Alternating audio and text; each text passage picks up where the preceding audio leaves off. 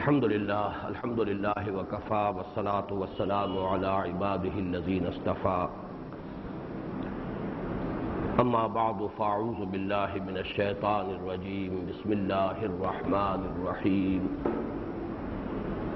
والعصر إن الإنسان لفي خسر إلا الذين آمنوا وعملوا الصالحات وتواصوا بالحق وتواصوا بالصبر بسم الله الرحمن الرحيم ويل لكل همزة لمزة الذي جمع مالا وعدده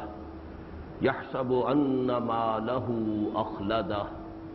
كلا لينبذن في الحطمة وما أدراك ما الحطمة نار الله الموقدة التي تطلع على الأفئدة إنها عليهم مؤصدة في عمد ممددة صدق الله العظيم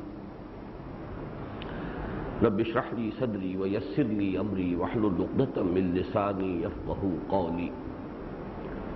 اللهم ربنا ألهمنا رشدنا واعذنا من شرور أنفسنا اللهم ارحمنا بالقرآن العظيم واجعله لنا إماما ونورا وهدى ورحمة اللهم ذكرنا منه ما نسينا وعلمنا منه ما جهلنا وارزقنا تلاوته آناء الليل وآناء النهار واجعله لنا حجة يا رب العالمين آمين۔ بہت سے احباب کو یاد ہوگا کہ 27 جولائی کے درس میں ارادہ یہ تھا کہ سورۃ العصر اور سورۃ الہمزہ دونوں کا مطالعہ مکمل کر لیا جائے، اور میں نے عرض بھی کیا تھا کہ چونکہ سورۃ العصر پر میں نے بے شمار مرتبہ درس دیا ہے، بہت سی کیسٹ ریکارڈنگز موجود ہیں، بہت مختصر بھی بہت مفصل بھی، پھر مطالعہ قرآن حکیم کا منتخب نصاب جس کا درس میں نے بارہا مکمل کیا، وہ بھی ایک اعتبار سے سورۃ العصر ہی کا درس ہے، پھر میری 2 تحریریں اس پر موجود ہیں، اس لیے خیال یہ تھا کہ میں اجمالاً سورۃ العصر کا بیان کر کے اور اصلاً 27 جولائی کے درس میں سورۃ الہمزہ کا درس لوں گا، لیکن یہ کہ اللہ تعالیٰ کو منظور نہ ہوا اور ہم 2 پورے درس مختص کر چکے ہیں سورۃ العصر کے بیان کے لیے، اور ابھی آج بھی مجھے چند باتیں مزید اس کے بارے میں عرض کرنی ہیں، لیکن آج امید ہے کہ انشاءاللہ ہم سورۃ العصر کا بیان مکمل کر کے پھر سورۃ الہمزہ کا بھی انشاءاللہ مطالعہ مکمل کر لیں گے۔ سورۃ العصر کے بارے میں جو چند باتیں مجھے مزید عرض کرنی ہیں، ان میں سب سے پہلی بات وہ کہ جس پر پچھلی مرتبہ کا بیان ختم ہوا تھا کہ انسان کی نجات کے جن 4 لوازم کا ذکر ہوا ہے سورہ عصر کی آخری آیت میں، الا الذین آمنوا وعملوا الصالحات وتواصوا بالحق وتواصوا بالصبر، یہ چاروں لازم و ملزوم ہیں، بلکہ صحیح بات یہ ہے کہ اگر ایمان لائے تو اس کے یہ سارے نتائج از خود نکلیں گے، جیسے کہ آم کے درخت کی گٹھلی جو ہے، آم کی گٹھلی، اس میں پورا درخت موجود ہے، اگر گٹھلی صحیح ہے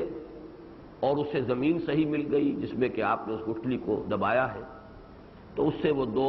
پتے نکلیں گے، پھر اس کے بعد وہی بڑھ کر ایک تناور درخت بنے گا، اسی میں پھر آم کا جو پھل ہے وہ لگے گا، تو ہم کہہ سکتے ہیں کہ اس گٹھلی میں پورا درخت موجود ہے۔ اسی طرح محض ایمان میں بھی یہ سب کچھ موجود ہے، یہ ایمان ہی کے مضمرات ہیں کہ جن کو کھول دیا گیا ہے۔ عام طور پر صرف ایک لفظ کے حوالے سے کھولا جاتا ہے عمل صالح، لیکن یہاں اس کو مزید کھول دیا گیا، عمل ہی کے 2 اور پہلو ہیں، حق کا اعلان،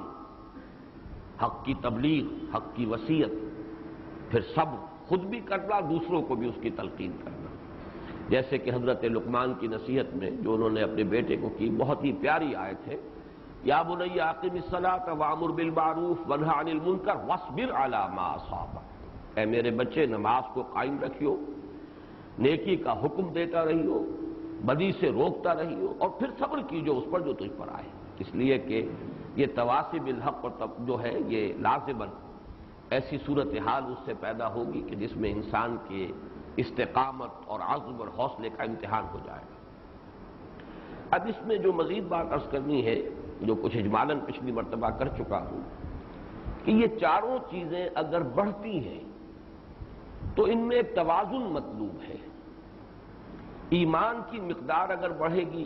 اسی درجے میں عمل صالح کے اندر بھی اور نکھار آنا چاہیے، اسی درجے میں نہی عن المنکر امر بالمعروف اس کے اندر بھی ترقی ہونی چاہیے، اسی درجے میں ثابت قدمی، اسی درجے میں صبر و مصابرت اس میں بھی اضافہ ہونا چاہیے۔ گویا کہ جیسے ہم گراف بنایا کرتے ہیں تو اس کی بیس لائن پر اگر آپ ایمان، اس کا لازمی نتیجہ عمل صالح، اس کا لازمی نتیجہ تواصی بالحق، اس کا لازمی نتیجہ تواصی بالصبر، اب آپ ورٹیکل جو اس کا آرم ہے اس پر دیکھیے کہ ایمان اگر بڑھا تو اسی درجے میں عمل صالح بڑھنا چاہیے، اسی درجے میں تواصی بالحق، اسی درجے میں تواصی بالصبر۔ تو اس طریقے سے ایک توازن کے ساتھ ترقی ہو تو یہ تو ہے مطلوب۔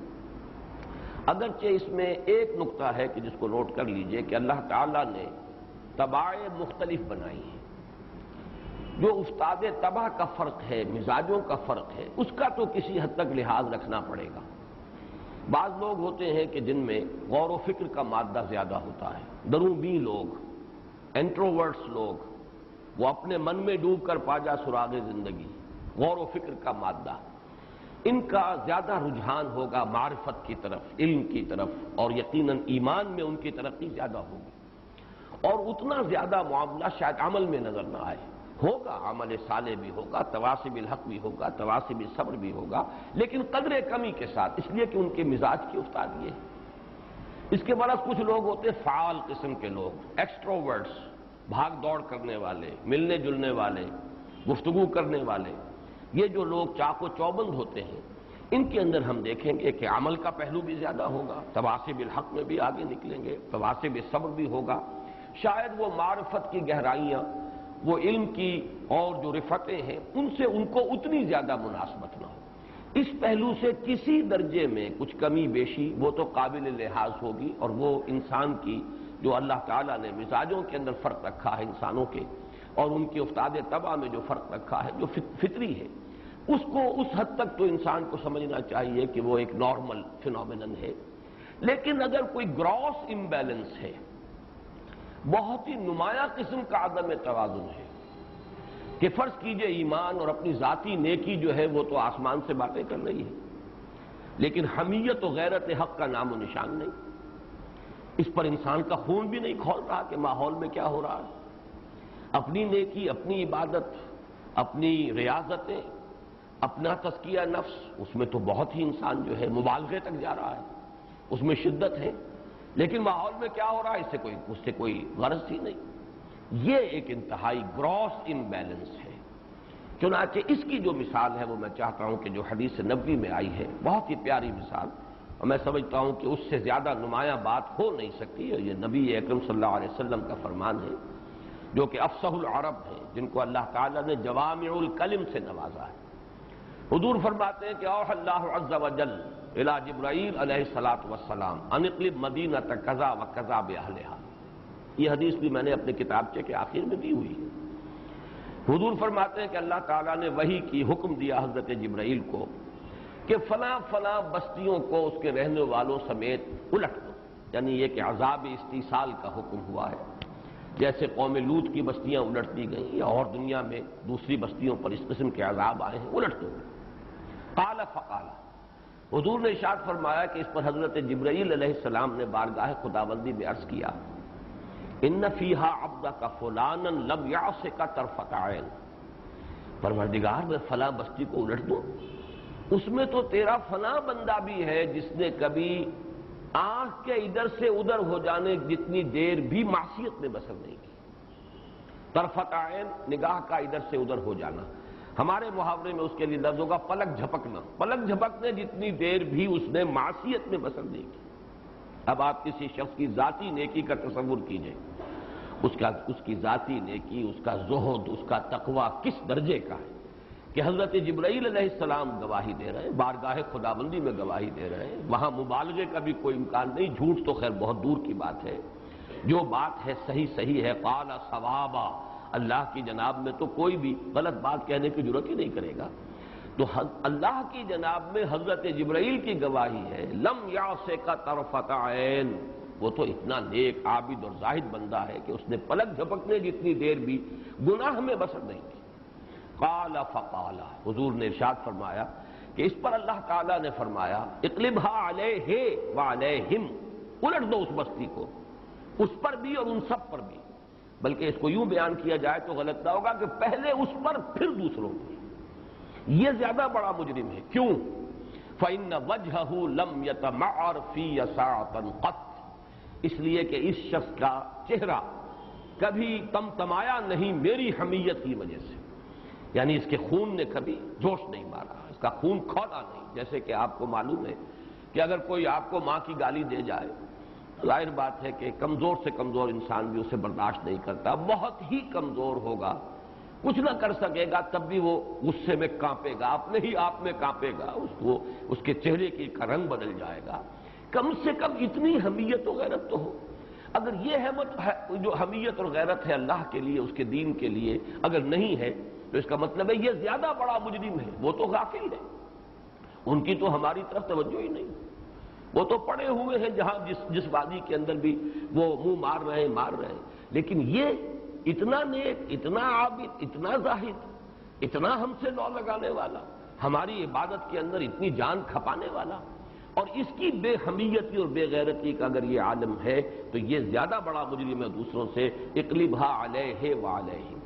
اب یہ ہے وہ گراس امبیلنس جسے میں کہہ رہا ہوں، انتہائی نمایاں عدم توازن۔ ایمان، ظاہر بات ہے ایمان ہے تبھی وہ ذاتی طور پر نیک ہے، اپنا تقوی اور اپنی عبادت اور ریاضت اور زہد جو ہے وہ بغیر ایمان کے تو نہیں ہے، لیکن بات وہاں رک گئی۔ وتواصوا بالحق وتواصوا بالصبر، اس کی طرف پیش قدمی نہیں ہوئی۔ اس کے بالکل برعکس اس دور میں ایک نقشہ نظر آتا ہے۔ میں سمجھتا ہوں کہ اس صدی سے پہلے تو شاید یہ پہلا امبیلنس زیادہ تھا، اس لیے کہ ہمارے ہاں خانقاہی نظام، تزکیے کا، تربیت کا، تصوف کا نظام، اس کا بڑا چرچا تھا، لوگ اپنی ذاتی عبادت گزاری میں، تزکیہ نفس میں، زہد میں کافی کچھ دلچسپی رکھنے والے لوگ تھے، لیکن یہ کہ آج کا معاملہ جو ہے کچھ برعکس ہے۔ یہ صدی وہ ہے جس میں اسلام کے نام پر تحریکیں اٹھی۔ سب سے پہلے تو یہ کہ خاص طور پر ہم اپنے حالات میں دیکھیں کہ تحریک آزادی، تحریک پاکستان، نعرے لگ رہے ہیں پاکستان کا مطلب کیا، لا الہ الا اللہ، اور لگانے والے کون ہیں؟ جن کا دین سے کوئی سروکار، اپنا عمل زیرو۔ یہ صورتحال جو ہے اسی کا نتیجہ آج ہم دیکھ رہے ہیں کہ 45 برس ہو گئے قمری حساب سے، بلکہ 45 برس ہو گئے، لیکن وہ پاکستان تو قائم ہوا لیکن وہاں اسلام تو نہیں آیا۔ اس لیے نہیں آیا کہ وہ گراس امبیلنس، اسلام کا نعرہ ہے، اسلام کے جلوس ہے، اسلام کے لیے لوگوں نے جانے بھی دی ہیں، لیکن یہ کہ خود اپنا ایمان اور عمل صالح کا کھاتا جو ہے اور اس کا کھانا جو ہے خالی پڑا۔ یہی چیز اس کے بعد جو ہوئی ہے نظام مصطفیٰ کی تحریک میں، یوں سمجھیے 30 برس کے بعد تاریخ نے اپنے آپ کو پھر دہرایا۔ نظام مصطفیٰ کی تحریک ہے اور چل رہی ہے اور نعرے لگ رہے ہیں اور لوگوں نے گولیاں کھائی ہیں، جانیں دی ہیں، لیکن چونکہ وہ اپنا ایمان اور عمل صالح والا خانہ جو ہے خالی، نماز نہیں پڑھتے، لیکن یہ کہ اسلام کے نام پر جان قربان کرنے کے لیے تیار ہے۔ ختم نبوت کے لیے جانیں دی ہیں لوگوں نے، اور میں نے بارہا کہا کہ میں نے اپنی آنکھوں سے دیکھا کہ اپنے گریبان کھول کر نوجوانوں نے گولیاں کھائی، لیکن یہ کہ ان کا کوئی تعلق دین کے ساتھ عملی نہیں تھا، بس ایک جذباتی رو تھی جس کے اندر کہ وہ بہرحال ناموس رسالت کے نام پر مسلمان جو ہے وہ گردن کٹا دیتا ہے۔ یہ دوسرا گراس امبیلنس ہے۔ تو میں نے آج جو نقطہ واضح کیا اسے سمجھ لیجئے کہ ایک کسی حد تک کوئی کمی بیشی، کسی معاملے میں زیادہ، کسی میں قدرے کم، یہ تو یہ کہ ہم اس کو سمجھ سکتے ہیں کہ یہ طباع کا فرق ہوتا ہے، مختلف اللہ تعالیٰ نے مزاج بنائے ہیں، لیکن اس طرح کا عدم توازن، اتنا گراس امبیلنس اگر ہے تو ہم اپنی میڈیکل ٹرمینالوجی میں کہیں گے کہ یہ پیتھولوجی ہے، یہ پھر مرض کی علامت ہے، کہیں نہ کہیں کوئی گڑبڑ ہے۔ اور آج کے اس دور میں جیسا کہ میں نے عرض کیا، سب سے زیادہ جو ہم جس گراس امبیلنس کا مشاہدہ کر رہے ہیں وہ دوسری قسم کا ہے، جبکہ اس سے پہلے وہ پہلی قسم کا جو تھا وہ زیادہ تھا۔ آج بھی ایک بہت بڑی تحریک ہے، فضائل کی دعوت ان کے ہاں بہت ہی شدت کے ساتھ ہے، اتباع سنت جو ہے اس کے لیے باریک سے باریک چیزوں پر پورا اہتمام ہے، اس کے لیے غور و فکر ہے، تلقین ہے، کھانا کیسے کھاتے ہیں بیٹھ کر، اس کے کیا آداب ہیں، اس کی کیا سنتیں ہیں، چلنا کس طریقے سے چاہیے، جوتا کیسے پہننا چاہیے، مسواک کیسے کرنی چاہیے، لیکن نہی عن المنکر، خون کا کھولنا، یہ دیکھ کر کہ کیا ہو رہا ہے ماحول میں، معلوم ہوتا ہے کہ یہ دروازہ انہوں نے اپنے اوپر بند کیا ہوا ہے۔ تو دونوں قسم کے گراس امبیلنس آج ہمارے معاشرے میں موجود ہیں، اور جب تک یہ رفع نہیں ہوگا، کسی درجے میں فرق و تفاوت، میں نے جیسا کہ آج عرض کیا وہ ہے کہ وہ سمجھ میں آنے والی بات ہے، قابل فہم ہے، لیکن اس درجے فرق و تفاوت اور عدم توازن جو ہے وہ یقیناً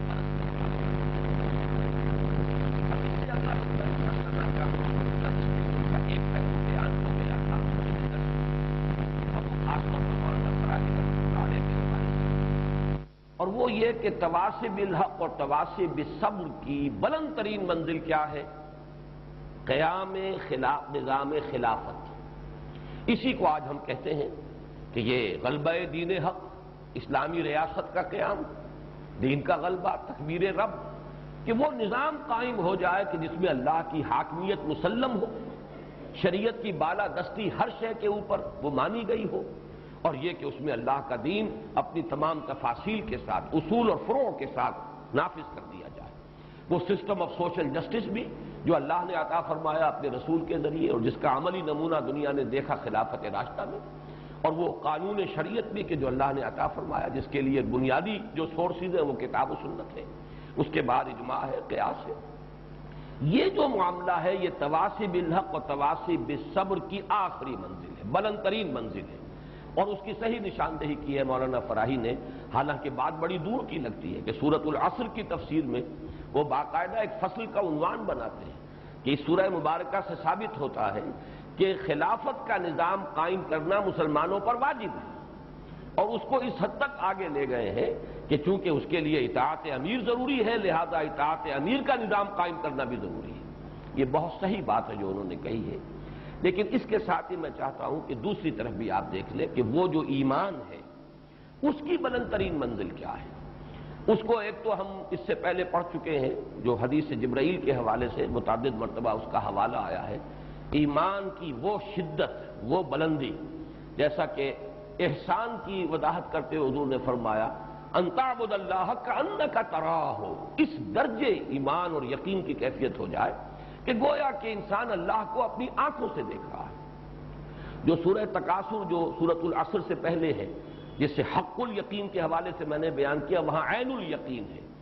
علم الیقین، عین الیقین، لیکن یہ کہ حق الیقین وہ ہے، یقین کی وہ کیفیت، چاہے وہ علم کے ذریعے سے حاصل ہو، منطق کے ذریعے سے، قیاس کے ذریعے سے، آثار کے علم کے ذریعے سے، چاہے وہ آنکھوں سے دیکھ کر کسی شے کو حاصل ہو، وہ یقین کی کیفیت کأنک تراہ فإن لم تکن تراہ فإنہ یراک۔ اور اس کے لیے مختلف روایات میں الفاظ مختلف آئے ہیں، ان تعبد اللہ کأنک تراہ، ان تعمل للہ کأنک تراہ، ان تخشى اللہ کأنک تراہ۔ تو اس طرح اللہ سے ڈرے جیسے کہ تو اللہ کو دیکھ رہا ہے، اللہ کی بندگی ایسے کرے جیسے کہ تو اللہ کو دیکھ رہا ہے، اللہ کے لیے ایسے جد و جہد دوڑ کرے، سعی و جہد کرے جیسے کہ تو اللہ کو دیکھ رہا ہے۔ تو یہ گویا کہ ایمان کی بلند ترین منزل در حقیقت احسان کیا ہے؟ ایمان ہی کی بلند ترین منزل ہے، اور اسی کی تعبیر ہمارے اس منتخب نصاب میں جو پہلا حصہ اس کا ہے، جس کا پہلا درس سورۃ العصر ہے، اور اس پہلے حصے کا آخری درس ہے سورہ حامیم السجدہ کی آیات 30 تا 36، ان میں جو آیا ہے ان الذین قالوا ربنا اللہ ثم استقاموا، یقیناً جن لوگوں نے کہا ہمارا رب اللہ ہے پھر اس پر جم گئے۔ انسان کا اللہ کی ربوبیت پر جم جانا، دل ٹھک جانا، گویا کہ وہ اسباب و وسائل سے اگرچہ ان اسباب و وسائل کو استعمال کرے گا لیکن اس کا تکیہ ان پر نہیں ہوگا، بھروسہ اسباب و وسائل پر نہیں ہوگا۔ وہ یہ جانے گا کہ میرے لیے چاہے اسباب و وسائل ہے اس دنیا کے اندر، عالم اسباب میں مجھے جینا ہے، اعدوا لہم ما استطعتم، اپنی امکانی حد تک ان وسائل کو جمع بھی کرنا ہے، حاصل کرنا ہے، استعمال کرنا ہے، لیکن تکیہ اور بھروسہ ان پر نہ ہو، صرف اللہ کی ذات پر۔ وہ ہے میرا پالنہار، وہ ہے میرا پروردگار، وہ ہے میرا رازق، وہ ہے میرا محافظ، وہ ہے میرا پرووائڈر۔ ان الذین قالوا ربنا اللہ ثم استقاموا تتنزل علیہم الملائکۃ الا تخافوا ولا تحزنوا وابشروا بالجنۃ التی کنتم توعدون۔ ایک نکتہ جو اور عرض کرنا ہے سورۃ العصر کے بارے میں وہ یہ ہے کہ میرے نزدیک سورۃ العصر قرآن مجید کے مضامین کا ایک بہت ہی جامع انڈیکس ہے، اس لیے کہ قرآن مجید کے کل مضامین کو میں 5 حصوں میں تقسیم کرتا ہوں۔ اور اس کے لیے ذرا ایک بات عرض کر رہا ہوں، اس سے پہلے بھی مختلف مواقع پر میں نے تذکرہ کیا ہے۔ شاہ ولی اللہ دہلوی رحمۃ اللہ علیہ نے ایک مختصر سا رسالہ ہے ان کا الفاظ الکبیر فی اصول التفسیر، تفسیر قرآن کے اصولوں کو معین کرنے کے لیے ایک بہت جامع تحریر ہے۔ اس میں شاہ صاحب نے قرآن مجید کے مضامین کو 5 عنوانات کے تحت تقسیم کیا ہے۔ اتفاق کی بات یہ ہے کہ میں بھی سورۃ العصر کے حوالے سے 5 ہی عنوانات قائم کر رہا ہوں، لیکن میرے عنوانات میں اگرچہ جسارت کی بات ہے کہ میں شاہ صاحب شاہ ولی اللہ دہلوی رحمۃ اللہ علیہ کی رائے کے مقابلے میں ایک رائے پیش کرنے کی جسارت کر رہا ہوں، لیکن یہ مجھے ہمت اس لیے ہو گئی ہے کہ میں نے اپنی اس رائے کو بیس کیا ہے سورۃ العصر پر۔ شاہ ولی اللہ رحمۃ اللہ علیہ فرماتے ہیں کہ قرآن مجید کے 5 مضامین کیا ہیں؟ علم الاحکام، یہ کرو یہ نہ کرو، اوامر و نواہی، حلال اور حرام۔ نمبر 2 علم المخاصمہ، کہ آپ کو جھگڑا کرنا ہوگا، آپ کو مناظرہ اور مجادلہ کرنا ہوگا، مشرکین سے بھی کرنا ہوگا، منکرین آخرت سے بھی کرنا ہوگا، منافقین سے بھی کرنا ہوگا، یہود سے کرنا ہوگا، نصارہ سے کرنا ہوگا۔ تو علم المخاصمہ، مختلف جو بھی گمراہ طبقے ہیں اور گمراہ جماعتیں ہیں یا فرقے ہیں یا گروہ ہیں، ان کے ساتھ کیسے جھگڑا جائے، ان کے ساتھ کیسے ان کی بات کو غلط ثابت کیا جائے، اور حقیقت کو کا احقاق کیسے ہو، باطل کا ابطال کیسے ہو۔ پھر 3 انہوں نے تذکیر یعنی یاد دہانی اور نصیحت، اس کے لیے 3 عنوان قائم کیے۔ التذکیر بآلاء اللہ، اللہ کی نعمتوں، اللہ کی قدرت کے مظاہر کے حوالے سے ایمان کی دعوت، تذکیر، نصیحت۔ ایک التذکیر بایام اللہ، اللہ کے وہ دن جن میں اللہ کے بڑے بڑے فیصلے نافذ ہوئے اور پوری پوری قوموں کو تہس نہس کر دیا گیا۔ یہ ایام اللہ قرآن مجید کی اصطلاح ہے۔ وذکرہم بایام اللہ، اے نبی ان کو یاد دہانی کرائیے اللہ کے دنوں کے تذکرے سے۔ تو وہ تذکیر بایام اللہ، وہ دن جن میں قوم نوح ہلاک کی گئی، وہ دن کہ جس دن میں قوم ہود ہلاک کی گئی، وہ ایام کے جن میں قوم ہود جو ہے وہ تو جو آیا ہے سخرها علیہم 7 لیال و8 ایام حسوما فتری القوم فیہا صرعا کانہم اعجاز نخل خاویہ۔ پھر اسی طریقے سے قوم صالح، اسی طریقے سے قوم لوط، آل فرعون، قوم شعیب، یہ ایام اللہ۔ اور 5واں جو ہے آخری یعنی تیسرا تذکیر کا حصہ، لیکن کل تعداد 5 بن جائے گی، وہ ہے التذکیر بالموت وما بعدہ، موت کے ذریعے سے تذکیر اور جو موت کے بعد حالات پیش آنے والے ہیں ان کے حوالے سے۔ تو یہ حسن اتفاق ہے کہ 5 عنوانات میں قرآن مجید کے جملہ مضامین کو سمیٹا ہے شاہ ولی اللہ دہلوی رحمۃ اللہ علیہ نے الفاظ الکبیر میں۔ میرے نزدیک میں بڑی یعنی معذرت کے ساتھ عرض کر رہا ہوں، لیکن جرأت ہو گئی ہے، جرأت آموز میری تاب سخن ہے مجھ کو، تو میرے لیے جرأت آموزی جو ہے وہ قرآن مجید کی بنیاد پر کہہ رہا ہوں، اس لیے کہ سورۃ العصر مکمل انڈیکس ہے قرآن مجید کے مضامین، اس لیے کہ والعصر، زمانہ یہ تیزی سے چلنے والا زمانہ گواہ ہے۔ قرآن مجید میں جتنے اقوام کے حالات آئے، جتنے انبیاء کرام کے قصص بیان کیے گئے، پھر یہ کہ یہ زمانہ جو ہے جیسا کہ میں نے عرض کیا تھا، یہ تو ایک چادر ہے تنی ہوئی ازل سے ابد تک۔ یہ تو اس کائنات کی جو 3 ڈائمینشنل کی کائنات ہے ہمارے تصور کے مطابق، اس کی 4تھ ڈائمینشن ہے، تو یہ ازل سے ابد تک ہے۔ جو کچھ ہوا ہے، جو بھی حضرت آدم اور ابلیس کا معاملہ، وہ بھی اس زمانے نے دیکھا ہے، زمانہ اس کا چشمدید گواہ ہے۔ اگر قوم نوح کو ہلاک ہوتے دیکھا ہے اور قوم ہود کو ہلاک ہوتے دیکھا ہے اور قوم صالح کو ہلاک ہوتے دیکھا ہے، تو جو کچھ اس وقت ہوا ہے، جو مکالمہ اللہ کے اور فرشتوں کے مابین ہوا ہے، وَإِذْ قَالَ رَبُّكَ لِلْمَلَائِكَةِ إِنِّي جَاعِلٌ فِي الْأَرْضِ خَلِيفَةً، یہ سب کچھ بھی تو آخر زمانہ جو ہے اس کا چشمدید گواہ ہے، عینی شاہد ہے۔ پھر یہ کہ یہی زمانہ تو ہے جو آخرت کے تک یہ چادر تنی ہوئی ہے، جنت اور دوزخ میں جو کچھ ہونا ہے وہ بھی اس زمانے میں ہونا ہے، یہ زمانہ اس کا گویا کہ عینی شاہد ہے۔ می نگریم و می رویم، ہم چل رہے ہیں اور دیکھ رہے ہیں۔ یہ جو ستاروں کے بارے میں کہا علامہ اقبال نے، می نگریم و می رویم، ہم چلتے رہتے اور دیکھتے رہتے ہیں کیا ہو رہا ہے دنیا میں، تو یہ زمانہ تو در حقیقت چلتا ہے اور سب کچھ دیکھ رہا ہے۔ تو یہ تمام مضامین والعصر میں موجود ہیں۔ اس کے بعد 4 ہی مضمون رہ گئے، یا ایمان کی بحث ہے، نفیاً بھی اس باتن بھی، ایمان کے خلاف کوئی شے ہے اس کا ابطال کیا گیا ہے، ایمان کے حقائق کا اس بات کیا گیا، اس کے لیے دلائل دیے گئے، شواہد پیش کیے گئے، جس کو کہ شاہ ولی اللہ تذکیر کا نام دے رہے ہیں۔ پھر عمل صالح میں وہ علم الاحکام بھی آ گیا، پھر علم الاخلاق بھی آ گیا، صرف احکام کا معاملہ نہیں ہے۔ انسان کے عمل صالح کی پہلی منزل تو اصل میں وہ انسانی بنیادی اخلاق ہے، سچ بولنا اور وعدہ پورا کرنا اور کمزور پر رحم کھانا، غریب کی مدد کرنا، یہ ساری چیزیں جو بنیادی انسانی اخلاقیات ہیں، یہ تو بیسک مورالٹی ہے۔ مکی صورتوں میں تو آپ کو یہی چیزیں ملتی ہیں، یہ حلال، یہ حرام، یہ فرض، یہ واجب، یہ تو آپ کو مدنی صورتوں میں ملے گا۔ اور مدنی صورتیں جو ہیں وہ 1/3 ہیں قرآن کی، 2/3 مکی صورتیں ہیں۔ ان میں تو یا ایمان کے مضامین ہیں اور یا اخلاق، اور یوں سمجھیے کہ جو عام انسانی اخلاق ہے، جنرل ہیومن مورالٹی۔ اور اس کے بعد پھر تواصی بالحق، اس کی کتنے شعبے ہیں، اس میں دعوت اللہ بھی ہے، ومن احسن قولا ممن دعا الی اللہ، اسی تواصی بالحق میں اللہ کے دین کے غلبے کی جد و جہد بھی ہے۔ سب سے بڑا حق یہ ہے کہ یہ زمین اللہ کی ہے، اس پر اس کی حکومت چلنی چاہیے، اس کا قانون نافذ ہونا چاہیے، اس کی مرضی نافذ ہونی چاہیے، اس سے بڑا حق کون سا ہوگا؟ باقی سارے حقوق تو در حقیقت اس کے تابع ہو جائیں گے۔ وہ جو ہم کہتے ہیں محاورے میں کہ ہاتھی کے پاؤں میں سب کے پاؤں، اسی طریقے سے سمجھیے اس حق میں سارے حقوق آ گئے۔ تواصی بالحق کی بلند ترین منزل کیا ہوگی؟ اللہ کا دین نافذ کرنے کی جد و جہد، جس کو میں ابھی عرض کر چکا ہوں مولانا فراہی کے حوالے سے کہ وجوب قیام نظام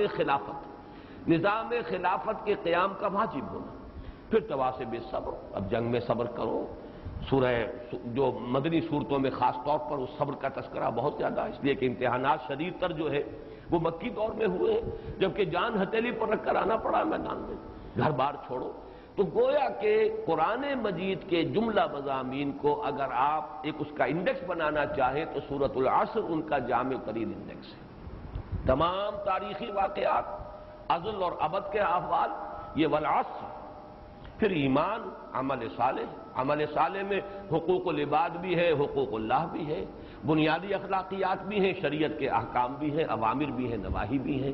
تواصی بالحق میں چھوٹی سی چھوٹی بات، چھوٹا سا چھوٹا حق، اس کا بھی اعلان اور اعتراف، اور بڑے سے بڑا حق، اس کا بھی اعلان اور اس کے لیے جان ہتھیلی پر رکھ کر میدان میں آ جانا، اور تواصی بالصبر۔ یہی 5 مضامین ہیں در حقیقت قرآن حکیم کے۔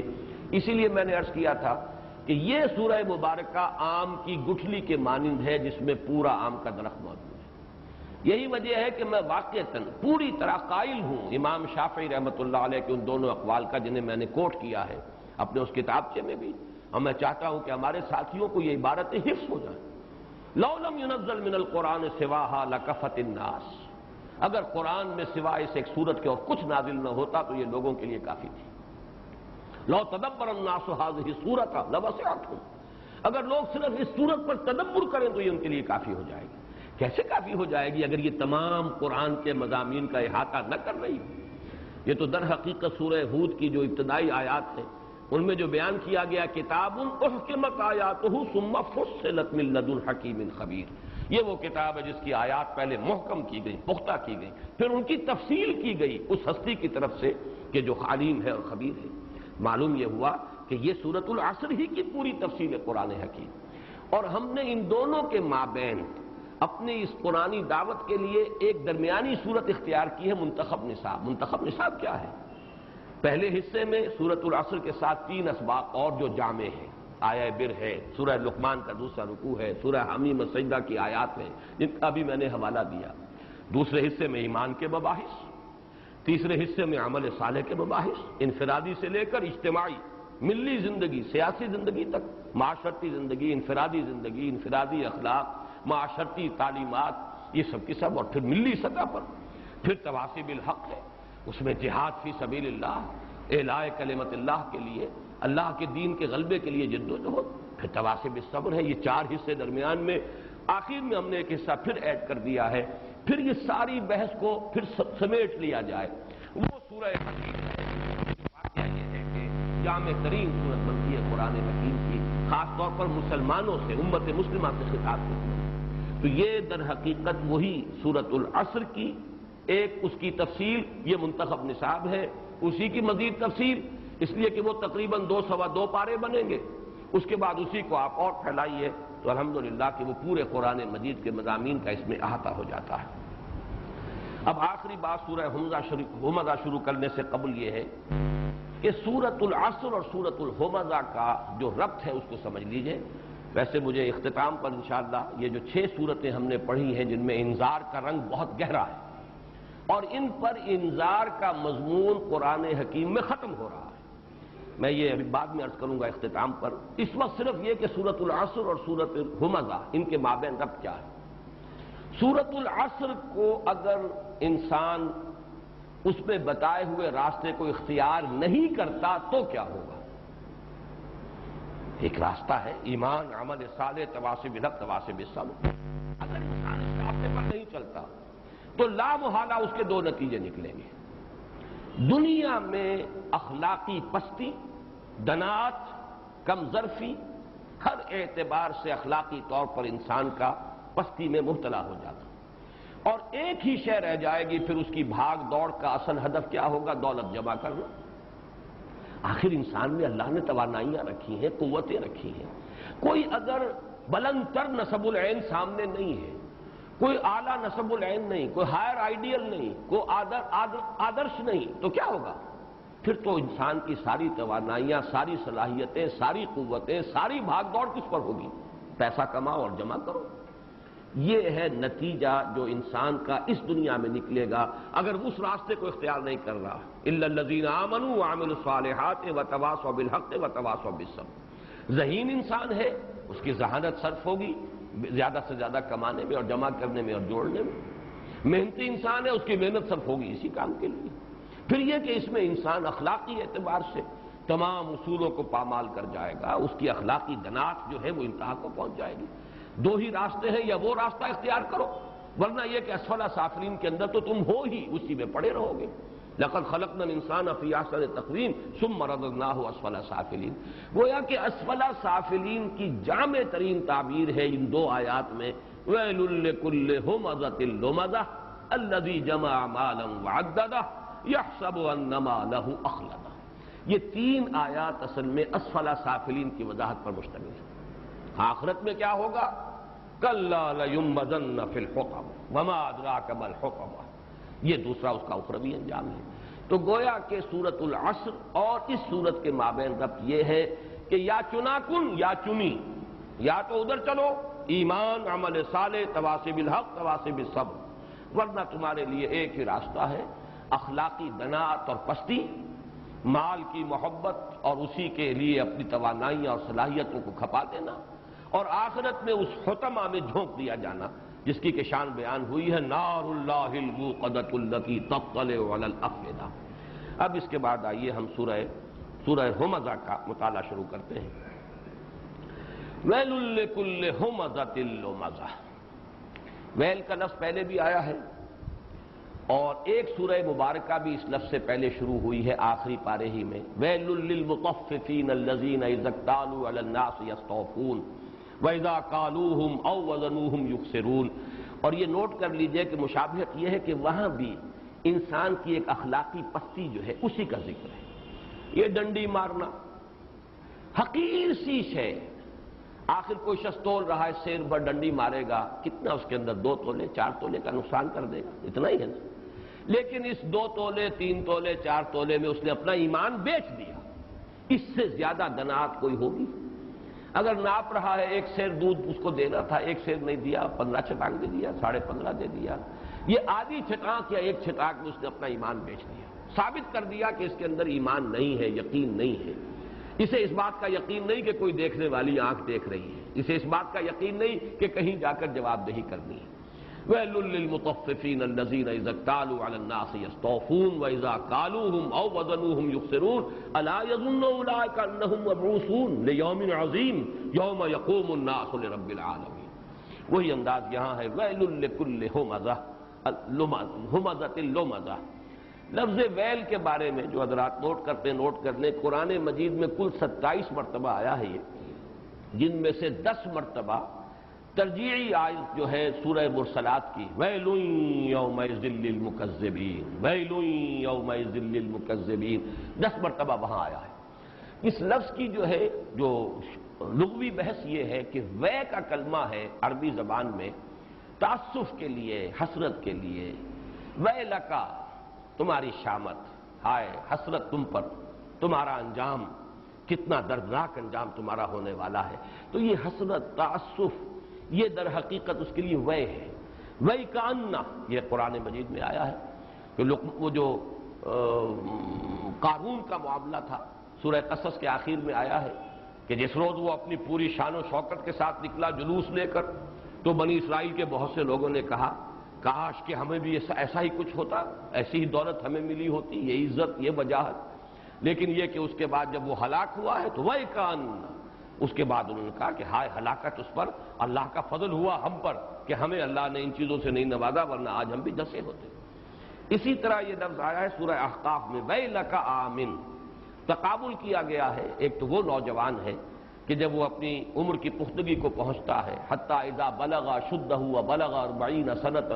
قال رب اوزعنی ان اشکر نعمتک التی انعمت علی وعلی والدی وان اعمل صالحا ترضاہ۔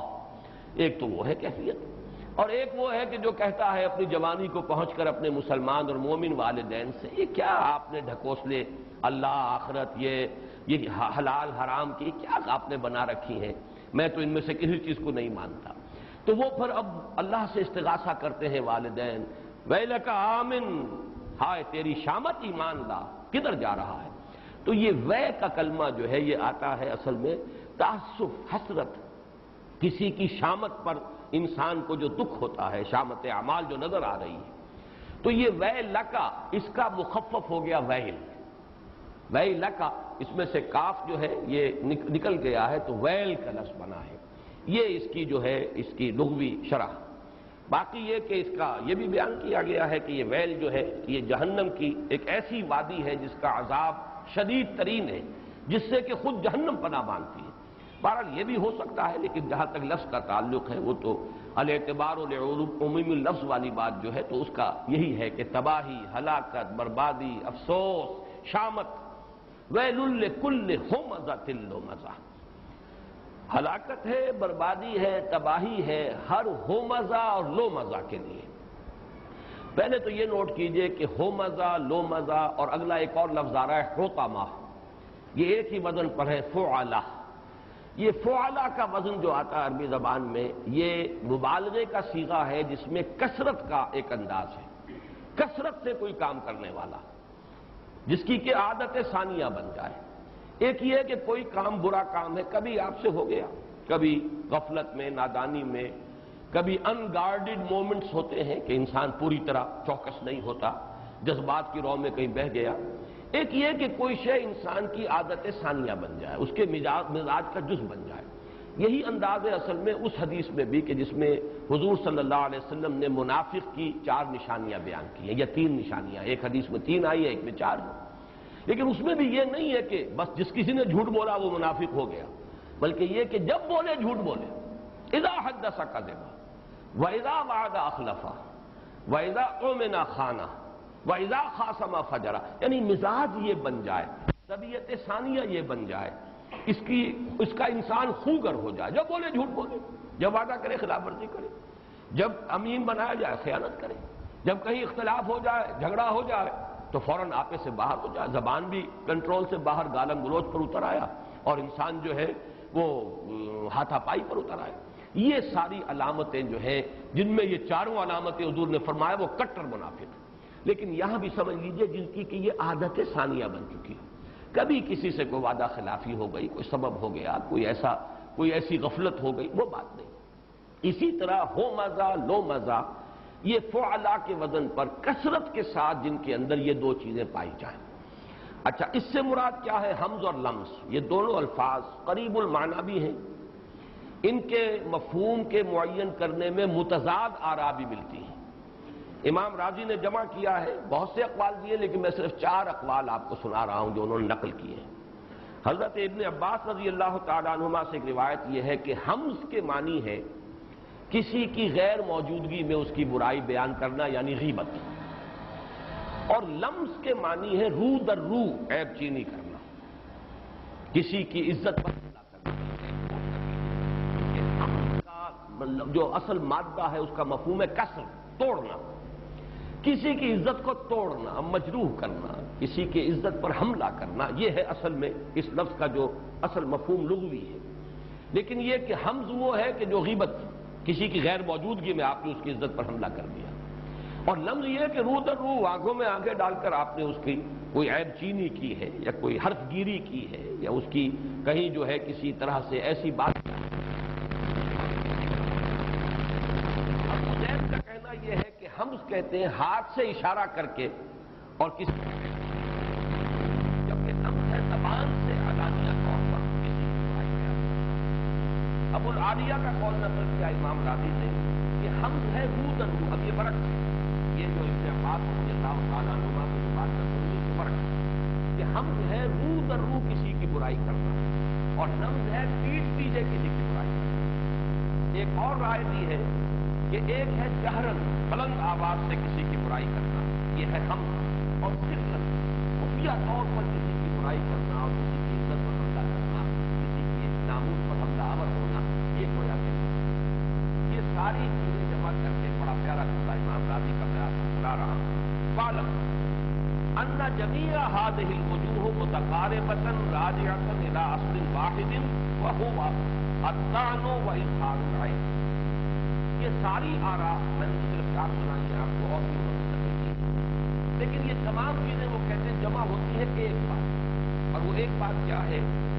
لوگوں کی عزت پر حملہ آور ہونا طعن کی صورت میں اور ان کے کسی عیب کو ظاہر کرنا، یہ لوگوں کی عزت پر حملہ آور ہونا، ان کی عزت کو توڑنا پھوڑنا، کسر اس کا لفظ میں نے مفہوم بیان کیا، اور پھر اس میں 5 صورتیں بیان کی ہیں۔ ایک تو یہ کہ یہ کام جان بوجھ کر بھی ہوتا ہے اور ایسے ہی بے جانے بوجھے غیر ارادی طور پر۔ جان بوجھ کر کیوں کرتا ہے آدمی کسی کی عزت پر حملہ؟ اس سے حسد، کینہ، حسد اور کینہ اور بغض جو ہے وہ انسان کو آمادہ کرتا ہے کہ دوسرے شخص کی عزت پر حملہ، اور بے جانے بوجھے بھی جیسے تبسم میں، استحصال میں، لائٹ فوڈ میں، جیسے ہم کہتے ہیں کہ لائٹ فوڈ کی بات ہے، یہ بھی اگر کوئی ہوتا ہے کسی کی عزت پر حملہ، چاہے شعوری ہو چاہے غیر شعوری ہو، اس کی بنیاد تو تکبر، آدمی اپنے آپ کو کوئی بڑی شے سمجھ رہا ہوتا تبھی کسی کے عیب کس طریقے سے نمایاں کرتا ہے، اپنے آپ کو بہت بلند اور بڑا متقی سمجھتا ہے تبھی کسی کا اگر کوئی اس قسم کا معاملہ ہو گیا ہے کسی اور کسی سے جو تقویٰ کے منافی ہے تو اس کا ڈھنڈورا پیٹے گا، چاہے وہ اس کو روح در روح کر رہا ہو اور چاہے وہ اس کی جو عدم موجودگی میں کر رہا ہو۔ لیکن یہ در حقیقت اگر غیر ارادی طور پر بھی ہو رہا ہے تبسخر و استہزاء کی شکل میں تو تکبر موجود ہے اس کے پیچھے۔ نمبر 2، یہ حاضر کے لیے بھی ہو سکتا ہے، غائب کے لیے بھی ہو سکتا ہے، جیسے کہ آج کل بارہا میں نے سورہ حجرات کا درس دیتے ہوئے عرض کیا ہے کہ آج کل تو سب سے زیادہ لذیذ ڈش جو ہوتی ہے وہ آپ کھانے پر بیٹھے ہوئے ہیں تو جو بھی کھانے جو آپ کے میزبان نے سرو کیے ہیں ان سب سے زیادہ لذیذ ڈش جو ہوتی ہے وہ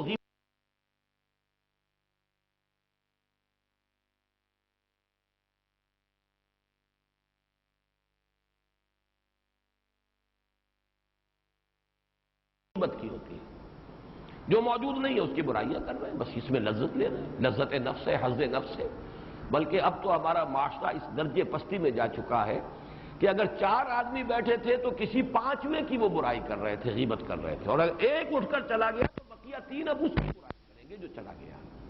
دوسرا چلا گیا ہے، تیسرا بھی، تو پھر باقی 2 رہے وہ اس کی برائی کریں۔ یہ اس درجے ہمارے مزاج کے اندر یہ دنات اور پستی آ چکی ہے۔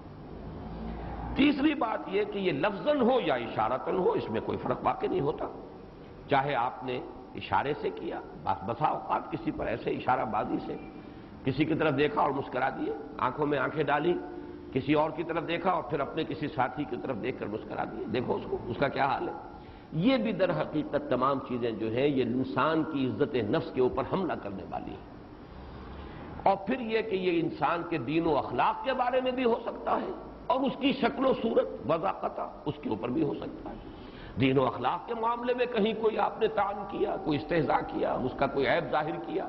یا یہ کہ اس کی شکل و صورت ہے، اس کی وضاقتہ ہے، کوئی اور اس طرح کے معاملات ہیں، ان تمام کو پھر امام راضی لکھتے ہیں وَكُلُّ ذَلِكَ دَاخِلٌ تَحْتَ النَّهْيِ وَالزَّجْرِ، یہ تمام چیزیں اس نہی اور زجر میں داخل ہیں جو یہاں پہ وَيْلٌ لِكُلِّ ہُمَزَةٍ لُمَزَةٍ، یہ جو بہت ہی جامع الفاظ آئے ہیں۔ علامہ آلوسی نے اس کو اس طرح بیان کیا ہے کہ الحمز الکسر واللمز الطعن، کسر کہتے ہیں توڑنے کو، کسی کی عزت پر حملہ کرنا، اس کی عزت کو مجروح کرنا، اور لمز تانا دینا کسی کو، تانا عام طور پر رو در رو ہوتا ہے۔ گویا کہ جو حضرت ابن عباس رضی اللہ تعالیٰ عنہما کی رائے ہے اسی کو امام آلوسی نے اختیار کیا ہے۔ پھر یہ کہ اس میں ویل لکل ہمزۃ لمزہ میں ایک رائے تو یہ ہے کہ معین کوئی شخص یہاں مراد ہے، اور معین اشخاص جو ہیں، ہم جو صورتیں پڑھتے چلے آ رہے ہیں سورہ نون میں بھی، پھر سورہ مدثر میں بھی ولید بن مغیرہ کا تذکرہ قرآن مجید میں بار بار ہوا ہے، اور سورہ نون میں یہ تمام الفاظ اس کے لیے آئے ہیں وَلَا تُطِعْ كُلَّ حَلَّافٍ مَّهِينٍ حَمَّازٍ مَّشَّاءٍ بِنَمِيمٍ مَّنَّاعٍ لِّلْخَيْرِ مُعْتَدٍ أَثِيمٍ عُتُلٍّ بَعْدَ ذَلِكَ زَنِيمٍ۔ تو یہ جو اس کی تمام اس کی جو سیرت کا ایک نقشہ کھینچ دیا گیا ہے، یہ تمام عیب اس کے اندر موجود تھی۔ اخنس ابن شریق بھی حضور کے مخالفین میں سے کچھ اسی کردار کا اور اسی طرح کی شخصیت کا حامل شخص تھا، لیکن یہ کہ تقریباً اجماع مفسرین کا یہ ہے کہ یہاں کوئی معین شخص مراد نہیں ہے، بلکہ یہ تو اصل میں دنات، انسان کی کم ظرفی کی ایک کیفیت ہے کہ جو پیدا ہو جاتی ہے۔ جب اعلیٰ نصب العین نہیں ہوگا تو کہیں تو آپ کی کا وقت لگے گا نا، آخر کسی کام میں آپ کی توجہات کسی کام میں تو صرف ہوں گی۔ اگر کوئی اعلیٰ مقصد نہیں، اس کے لیے جد و جہد نہیں، تو کہیں نہ کہیں پستی کے اندر گریں گے، اور یہ پستی جو ہے انسان کی کم ظرفی اور دنات طبع کا سب سے بڑا مظہر یہ ہے کہ انسان دوسروں کی عزت پر حملہ آور ہو۔ اس کے ضمن میں آپ کو ایک بڑا پیارا شعر ہے جگر مراد آبادی کا، وہ نظم ان کی ویسے تو پوری نظم ہی بہت عمدہ، بیدار عزائم ہوتے ہیں، اسرار نمایاں ہوتے ہیں، جتنے وہ ستم فرماتے ہیں سب عشق پہ ایسا ہوتے ہیں، اور جو حق کی خاطر جیتے ہیں مرنے سے کہیں ڈرتے ہیں جگر، جب وقت شہادت آتا ہے دل سینوں میں رقصاں ہوتے ہیں۔ اسی میں بڑا پیارا شعر ہے کہ رندوں نے جو چھیڑا زاہد کو، ساقی نے کہا کس طنز سے آج، اوروں کی وہ عظمت کیا جانے کم ظرف جو انسان ہوتے ہیں۔ میں سمجھتا ہوں کہ یہ دوسرا مصرع جو ہے یہ بالکل صحیح تعبیر کر رہا ہے، ہمزہ لمزہ، ویل لکل ہمزۃ لمزہ، اوروں کی وہ عظمت کیا جانے کم ظرف جو انسان ہوتے ہیں۔ ایک انسان اگر خود صاحب ظرف ہے، دوسرے کی بھلائی پر نگاہ رکھے گا، دوسرے کے خیر کو دیکھے گا، اس کا ذکر کہیں خیر سے کرے گا، لیکن جس شخص کی اپنی جو ہے جیسے کہ مکھی جو ہے گندگی پر بیٹھتی ہے، اسے تو تلاش رہتی ہے نجاست کی اور گندگی کی، وہ تو وہیں جائے گی۔ اسی طرح جن کی اپنی شخصیت کے اندر یہ دنات اور پستی آ جاتی ہے، وہ پھر لوگوں کی عیب چینی، عیب جوئی، عیب چینی، ان کے اوپر کسی نہ کسی طریقے سے نکتہ چینی کرنا، حرف گیری کرنا، یہ ان کا محبوب مشغلہ بن جاتا ہے۔ ویل لکل ہمزہ الذی جمع مالا وعددہ۔ اب دیکھیے دوسری بات، جیسا کہ میں پہلے عرض کر چکا ہوں، یہ تو ہے ان کی دناعت طبع، ان کی پستی اخلاق جس کا تذکرہ کیا گیا ہمزہ اور لومزہ کے الفاظ میں، لیکن اب ہے ان کی جد و جہد۔ آخر انسان کو اللہ نے توانائی دی ہے، سعی و جہد کی صلاحیتیں دی ہے، کہیں نہ کہیں تو وہ لگیں گی، کوئی تو پرسوٹس ہوں گے اس کے، کوئی تو اس کا مقصود ہوگا، کوئی تو نصب العین ہوگا، کسی چیز کے لیے تو بھاگ دوڑ کر رہا ہے۔ لیکن یہ ہے کہ اگر وہ تواصی بالحق اور تواصی بالصبر، اگر حق کی حمیت و غیرت اگر انسان میں نہیں پیدا ہوئی، اگر شرافت اور مروت کے حق کو پھیلانا ہے اور پہنچانا ہے نوع انسانی تک، اس میں نہیں لگیں گی تو پھر توانائی کہاں لگے گی؟ الذی جمع مالا وعددہ، پھر تو انسان کی تمام سعی و جہد، بھاگ دوڑ، اس کی محنت، راتوں کو جاگے گا، دن میں خون پسینہ ایک کرے گا، کس کے لیے؟ الذی جمع مالا وعددہ، مال جمع کرے گا، اس کو گنتا رہے گا۔ یہ گنتا رہنا، بار بار گننا، اندازہ ہونا اب میں کہاں کھڑا ہوں، اب میرے ایسٹس کتنے ہیں، بیلنس شیٹ دیکھ رہا ہے، ہاں اب ہمارے فکسڈ ایسٹس اتنے بڑھ گئے ہیں اور ہماری لیکوڈیٹی جو ہے وہ اتنی زیادہ ہو گئی ہے، وغیرہ وغیرہ۔ یہ ہے وہ ذہنیت، دو چیزوں سے مرکب ایک پوری انسانی شخصیت کا حیول آ گیا۔ اس کی پستی طبع اس درجے کہ مکھی کی طرح گندگی پر بیٹھے گا، اور انسانوں کی عزت پر حملہ آور ہونا اس کا محبوب مشغلہ بن جائے گا۔ اور نمبر 2 اس کی سعی و جہد، بھاگ دوڑ، الذی جمع مالا وعددا، مال جمع کرے گا اور اس کو گنے گا، گنتی کرے گا، حساب کرتا رہے گا، اسی سے اس کے دل کی کلی کھلے گی، اسی سے خوشی اس کو حاصل ہوگی، مسرت حاصل ہوگی تو اس سے ہوگی کہ اب میرے پاس اتنا مال جمع ہو گیا، میرے ایسٹس اتنے بڑھ گئے۔ تیسری آیت جو ہے یہ ایک بڑی گہری نفسیاتی حقیقت کو بیان کر رہی ہے، جیسا کہ میں نے عرض کیا سورۃ التکاثر، الہاکم التکاثر، بڑی گہری نفسیاتی حقیقت ہے۔ اسی طرح جیسے کہ میں عرض کر چکا ہوں سورۃ العادیات، اس میں بھی وہ نفسیاتی کیفیت بیان ہوئی ہے، ناشکرا پن انسان کا، وہ گھوڑے ہی کو دیکھے کہ کس طرح وہ اس کی وفاداری جو ہے اس میں اپنی جان دے دیتا ہے، تو انسان کو اندازہ ہو جائے گا کہ واقعتاً انسان اپنے رب کا بہت ہی ناشکرا ہے۔ ان الانسان لربہ لکنود، یہ تیسری حقیقت ہے نفسیاتی جو یہاں آ رہی ہے۔ دولت سے اتنی انسان کو محبت کیوں ہو جاتی ہے؟ دولت کے ساتھ اتنا قلبی تعلق کیوں ہو جاتا ہے؟ دولت کا انسان اتنا پجاری کیوں بن جاتا ہے؟ یحسب ان مالہ اخلدہ، وہ سمجھتا ہے کہ اس کا مال اسے ہمیشگی عطا کر دے گا، یا اس کے مال نے اسے ہمیشگی عطا کر دی۔ انسان کی جو نفسیات ہیں اس میں ایک بڑی دبی ہوئی خواہش ہے، ہر انسان کو معلوم ہے مجھے مرنا ہے، ایک وقت آئے گا میں نہیں ہوں گا، لیکن انسان کے اندر خلود کا ایک جذبہ ہے، رہنا چاہتا ہے باقی۔ یہ جو باقی رہنے کا جذبہ ہے، یہی آپ دیکھیے کہ انسان کی اندر جو اولاد کی طلب ہے وہ اسی لیے ہے۔ یہ کنٹینیوٹی ہے انسان کے وجود کی، یہ ریپروڈکشن، بقائے نسل، اس سے میرا نام زندہ رہے گا۔ یہی وجہ ہے کہ ہمارے ہاں اولاد نرینہ کی خواہش زیادہ ہوتی ہے، کہ اس لیے کہ نام تو آدمی کا چلتا ہے تو بیٹے سے چلتا ہے، انسان کا نسب جو ہے وہ تو باپ دادا کا معاملہ جو ہے وہ تو اولاد جو نرینہ ہے اس سے چلتی ہے۔ اسی لیے یہ انتہائی، اور یہی دلیل قرآن نے استعمال کی ہے کہ اللہ تعالیٰ کے شایان شان ہی نہیں ہے، وَمَا يَنبَغِي لِلرَّحْمَٰنِ أَن يَتَّخِذَ وَلَدًا، اللہ کے تو شایان شان ہی نہیں ہے کہ وہ کسی کو بیٹا بنائے، اس کی ضرورت تو تمہیں ہے، تمہیں موت آنی ہے، تمہیں معلوم ہے کہ تمہیں ختم ہو جانا ہے، ایک وقت آئے گا کہ تم نہیں ہوگے، جہاں پیشتر کے بانگ برآید فلاں نہ مان، آج نہیں رہا وہ جو کل تک تھا اب نہیں ہے، فلاں نہ مان، وہ وقت جب آئے گا میری اولاد ہوگی، میرا بیٹا ہوگا، میرا نام چلے گا۔ یہ بھی در حقیقت وہی خلود کہ بقا ہو، انسان کو حاصل ہو، اس کا نام جو ہے باقی رہے، اس کا ایک سیٹسفیکشن اور اس کی جو ایک تسکین حاصل ہوتی ہے وہ حاصل ہوتی ہے اس جذبے سے کہ اس کا ایک نسلی تسلسل برقرار رہے۔ یہی جذبہ ہے کہ جو مال کے جمع کر کے، اور پھر اس کے مختلف اس کے مظاہر ہوتے ہیں، بڑی بڑی عمارتیں انسان بناتا ہے، یہ یادگار رہے گی، میرے نام کے حوالے سے یاد کیا جائے گا، یہ پیرامڈز، یہ اتنے بڑے بڑے مقبرے بنا دیے گئے، کس لیے؟ نام یاد رہے کہ فلاں شہنشاہ اور فلاں فرعون اس کی یہ عظمت تھی، یہ تاج محل یاد رہے، محبت جو ہے شاہ جہاں کو جو اپنی بیگم سے تھی وہ محبت جو ہے اس کا دنیا میں تذکرہ باقی رہے، یہ خلود ہی کا وہ جذبہ ہے۔ چنانچہ اس کے لیے میں اس وقت ایک تو آپ کو قرآن مجید ہی کا ایک دوسرا مقام ہے اس کی طرف حوالہ دے رہا ہوں۔ یہ سورہ شعراء میں آیات آئی ہیں، أَتَبْنُونَ بِكُلِّ رِيعٍ آيَةً تَعْبَثُونَ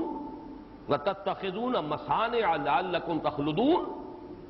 یہ حضرت ہود علیہ السلام نے جو اپنی قوم کو ملامت کی تھی، قوم عاد کو، انہوں نے بڑے اونچے اونچے ستون بنائے تھے، إِرَمَ ذَاتِ الْعِمَادِ الَّتِي لَمْ يُخْلَقْ مِثْلُهَا فِي الْبِلَادِ، وہ انہوں نے بڑی بڑی عمارتیں بنائی تھی، اور اس میں یہ کہ ہر اونچان کے اوپر، جیسے کہیں اشوک کی لاٹیں آپ دیکھتے ہیں، لاٹ کھڑی ہے ہر اونچی اونچی جگہ پر، اگرچہ بہرحال اس نے تو اسے استعمال کیا تھا اپنی اخلاقی تعلیمات، اپنے فلسفے کو دنیا میں پھیلانے کے لیے، باقی رکھنے کے لیے، لیکن یہ بڑی بڑی یادگاریں جو تعمیر ہوتی کس لیے ہوتی؟ أَتَبْنُونَ بِكُلِّ رِيعٍ آيَةً تَعْبَثُونَ، بیکار، بے مقصد، ہر اونچی جگہ پر ایک بہت بڑی نشانی کھڑی کر دی۔ اور یہ حسن اتفاق کہیں، سوء اتفاق کہیں کہ آج جب ہم اس مضمون پر آئے ہیں، ہمارے ملک میں بھی ایک بہت بڑی عبث حرکت ہو رہی ہے، کروڑ ہار روپے خرچ ہو جائیں گے باب پاکستان کی تعمیر پر، کیا اس سے بھلا ہوگا؟ کتنے غریبوں کے تن ڈھانپے جا سکتے تھے، کتنے لوگوں کے لیے کوئی کام فراہم کیا جا سکتا تھا، اس ملک کے اندر کوئی بہت سے یعنی مسائل حل ہو سکتے ہیں، لیکن وہ ایک جو ہے مینار کھڑا ہوا ہے، مینار پاکستان، ایک وہ باب پاکستان کھڑا ہو جائے گا، صرف یہ کہ وہ یادگاریں ہیں، بڑی علامتیں ہیں۔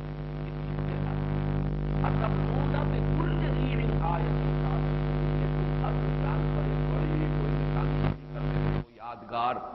آپس ہے، بیکار ہے، لا حاصل ہے، کس چیز میں اپنی دولت خرچ کر رہے ہو؟ یہ ہے حضرت ہود علیہ السلام کا قول، انہوں نے اپنی قوم کو ملامت کرتے ہوئے فرمایا وَتَتَّخِذُونَ مَصَانِعَ لَعَلَّكُمْ تَتَّخْلُدُونَ۔ مصنع جو ہے یہ صنعت سے ہے، بنی ہوئی کوئی شے، عام طور پر سمجھا گیا اس سے مراد صرف عالی شان محل ہے۔ عالی شان محل ہی نہیں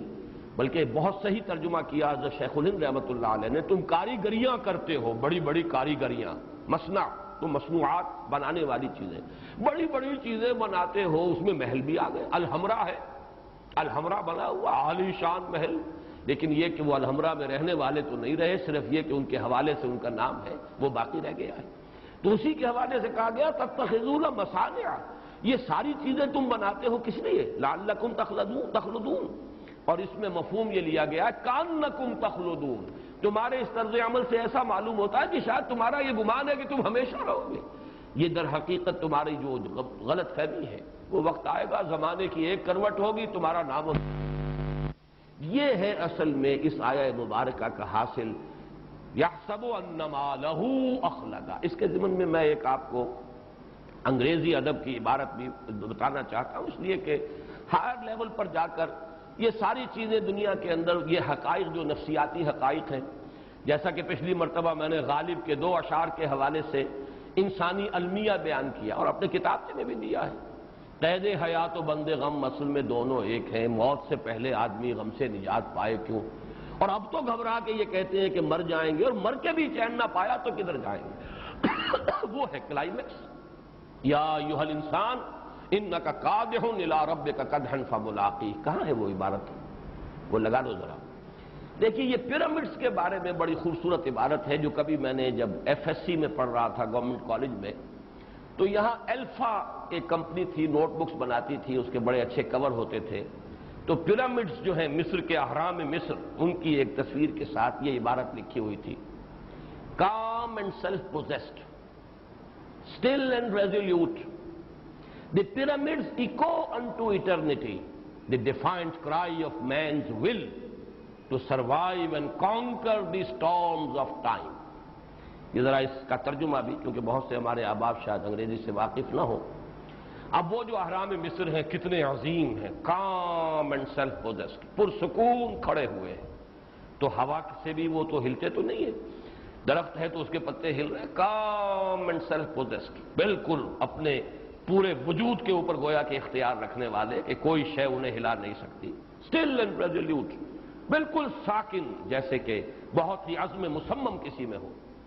دی پیرامڈس، یہ جو اہرام مصر ہیں جو بنائے گئے ہیں، ایکو انٹو ایٹرنیٹی، یہ ابد تک انسان کے لیے گویا کہ اس کی ایک چیخ ہے، دی ڈیفائنڈ کرائی آف مینز ول، انسان کی یہ خواہش، انسان کا یہ جذبہ، سرکش جذبہ، وہ یہ چاہتا ہے ٹو سروائیو، کہ وہ باقی رہے، خلود اس کے اندر ہو، اس کا نام باقی رہے، اس عمارت کے حوالے سے اس کا نام یاد رہے دنیا میں، اس کا نام لیا جائے، to survive and conquer the storms of time. یہ جو ٹائم ہے، سورۃ العصر سے بھی اس کا ربط جڑ رہا ہے، یہ وقت جو ہے اس کے طوفان آ رہے ہیں، ایک طوفان آیا اور قوم نوح ختم ہو گئی، ایک اور وقت کا طوفان آیا اور قوم ہود ختم ہو گئی، ایک اور وقت کا طوفان آیا، سلطنت روما کو زوال آ گیا، کوئی اور طوفان، کوئی اور کروٹ آیا، وقت کی کروٹ آئی اور بڑی عظیم سلطنت جو ہے اس کے پرزے اڑ گئے۔ آج ہم اپنی آنکھوں سے دیکھ رہے ہیں، ایک وقت آیا کہ رشین امپائر ایسے کرمبل کر گئی ہے جیسے کہ معلوم ہوتا ہے کہ بھس پڑا ہوا تھا، اندر کچھ تھا ہی نہیں، کیا ہیبت تھی، کیا شان تھی، کیا شکوہ تھا، کیا دبدبہ تھا، کتنا روب تھا، لیکن معلوم ہوا کہ جیسے حضرت سلیمان علیہ السلام کے بارے میں آتا ہے کہ ان کی لاش کھڑی رہ گئی، اس لیے کہ عصا کا سہارا لے کے کھڑے تھے، اسی حال میں جان جو ہے سلب کر لی گئی، کھڑے رہے اور جنوں کو پتہ ہی نہیں چلا، وہ یہی سمجھے رہے کہ یہ کھڑا ہوا ہے اور دیکھ رہا ہے سلیمان ہمیں، وہ لگے رہے کام میں۔ تو اسی طریقے سے لوگ سمجھ رہے تھے کہ بہت بڑی مائٹی امپائر ہے سوویت یونین، اور معلوم ہوا کچھ بھی نہیں، معلوم ہوا کہ وقت کی ایک کروٹ کے ساتھ ختم ہو۔ تو یہ جو سٹارمز آف ٹائم ہے، انسان چاہتا ہے کہ ان پر فتح حاصل کرے اور وہ نیست و نابود ہو کر نہ رہ جائے، اس کا کوئی نہ کوئی نام دنیا میں باقی رہے، اس کے لیے یہ عمارتیں بنائی جاتی ہیں۔ اب دیکھیے کس قدر خوبصورت وہ دو آیات،